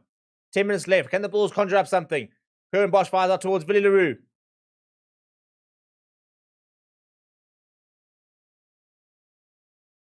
Penalty advantage here for the Bulls. JF van Heerden. Paul DeVet. Curran Bosch. Steve Satole finding a bit of space. Go, Steve. Paul DeVet on the right-hand side, pops it short to Reinhard Ludwig. Kutamtunu now getting involved. Paul DeVet flies fat to Marcel Garcia. Still going Marcel Garcia. Worked really hard this evening as well, Marcel Garcia. Paul DeVet with Paul DeVet. Goes short to Jean Als. Coming around the corner, back onto the park. Much better this from the Bulls. Good ball retention. Stephen Khans finding a yard or two. Still the penalty advantage. Kutatunu. That's much better. Marcel Garcia. Paul DeVet goes short. Jan Grobbelaar getting involved. Back on the angle goes Steve Satole. Another penalty advantage here for the Bulls. And he comes up with the ball to Sejna, but illegally so. So Amish Kelly will give them the penalty.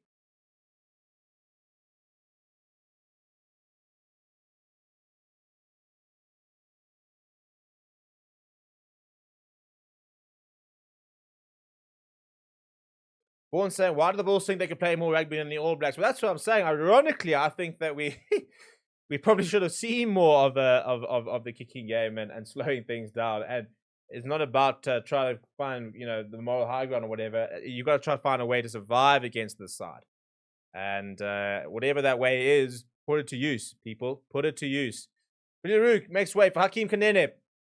Not Billy Rook's finest game, unfortunately, for the veteran. very cool to him to get back out there. But now the Bulls with a scrum. I like that. How's that for a bit of ballsy? Scrum 5 minutes out, and I think this is where we're going to potentially see. Marcel Garcia's going to pack down at the back. John Else coming back onto the park in place of John O'Reilly. He's gone to the side of the pack.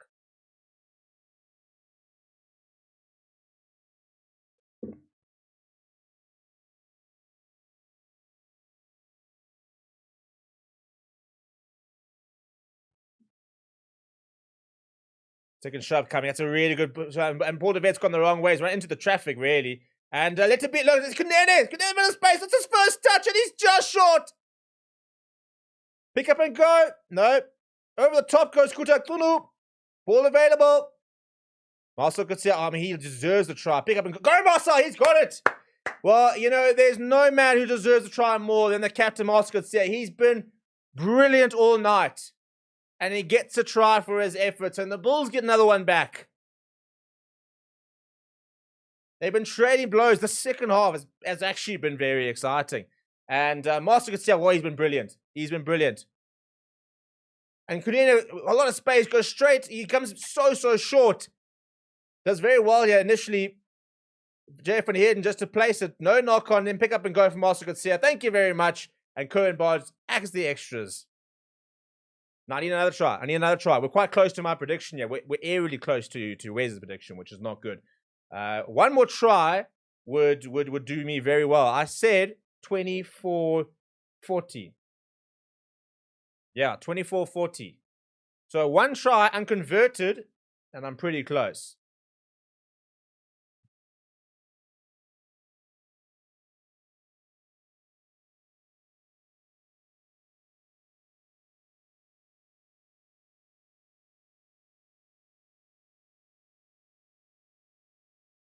Right, deep restart there. Underneath it is Joan Else. And back to the try scorer, Marcel Garcia. Another big carry from him. Probably the only person, I think, if Rusty was sitting there saying, who would I take out of this team tonight? It will probably be Marcel Garcia. Etabila getting his hands. That's another good carry. That's Hakim Kanene. Should have brought him on earlier. Pick up and go coming from Albert Low, almost finding half a gap. Quick ball from Paul DeVet to the right-hand side. Curran Bosch. Jay van Heerden, nice big contact. Well, I'll tell you what, we expected to see the Bulls fade towards the end of the second half. They've done quite the opposite. They come alive in those last few minutes. Letabile now with a nice carry. Jan Grobbelaar. Curran Bosch will go to the boot. Sends it high in the air, but no one's chasing. I mean, you've got to wonder what is going on. Oh, it's allowed to bounce. Albert Lowe too busy trying to make the big tackle. He didn't even notice the ball had bounced. George Bauer now. Long pass out wide from Morby. Wallace Titi. Straightens. Wrapped up by Jean Else. And they go back for, I assume the tackle without the ball is the call against Ulrich Lowe. No, in fact, it's all the way back there. It's offside at the kick, I think it is.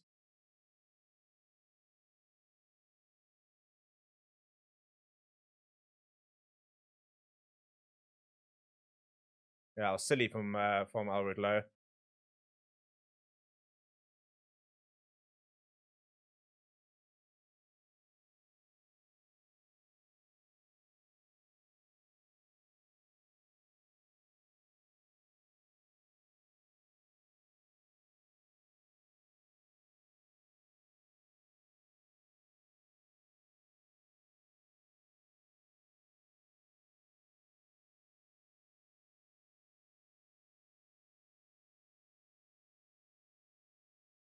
After a good shift from the Bulls, now the All Blacks back on the 5-meter line, looking for try number 8. Look, you know what? It's been a blowout, but I think the second half's at least been entertaining. I mean, we came back at 19-0. So if we look at the second half, not that games of rugby are defined like this for those who get very antsy and get very upsetting, but the second half has been 24-19. So at least we've offered a bit of entertainment. And flat pass there, and that's the big man there, Tavata Nawa. Quick ball from Preston. Wallace Titi. And he goes straight through, and Letabele has been so good, but he slipped the tackle there. And do I have a bat? We'll raise the bat for the All Blacks.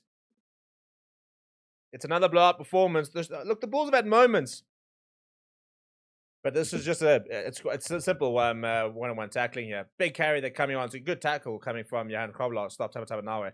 and then just puts his head down and gets into the right position, does Letabile. But unfortunately, too much power straight through, and now the kick to come to make it 50.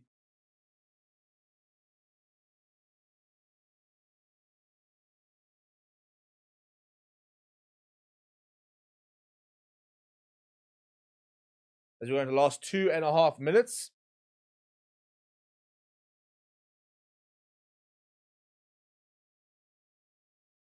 And the conversion is good. It was right in front of the pulse, so we expected it to be good. But I want to see if we can have a look at Marcel Coetzee stats here and see if it's gonna pull it all through. What a game that is. It doesn't unfortunately have its defensive stats, but 12 carries, 65 meters being run there. Oh, they locked it on at the. Well, maybe the Bulls might yet have the final say. Well, I said 24. Go on the lads. Kanene getting the offload away. He's balling out there as Hakeem Kanene. Ball available for Paul de Vet. Well, can the Bulls finish on a flourish? Albert Lowe. Paul de Vet going to Kern Bosch. To Semen Khans, who's looked up as they saw Rico Wani arriving and he's knocked it on. Number one rule is never take your eye off the ball, which is unfortunately exactly what Semen Khans just did there.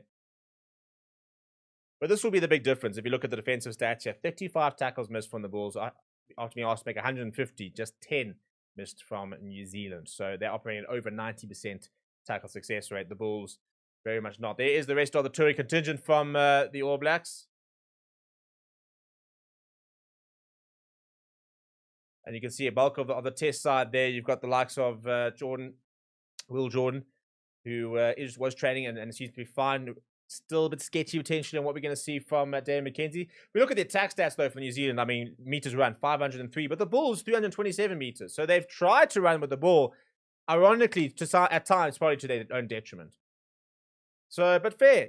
I suppose you can't sit there complaining about boring rugby, and then when a team tries, it doesn't work, then say, oh, but they were stupid, that they couldn't have potentially gone for it. So I think the Bulls obviously are trying to find things out of this game. I think they've definitely have found a few things out of this game. And ironically, at the moment, each team has kicked exactly the same. And the amount of times, obviously, the kick-to-pass ratio for the All Blacks has been better because they're passing the ball a lot more, as they are now. Rico Wani on the left-hand side, as we go into the final 40 seconds, 20 seconds, in fact, of the match. Can the All Blacks finish with a one last try? Maybe an instant try for the Bulls. Who knows? Josh Lord caught in the ball.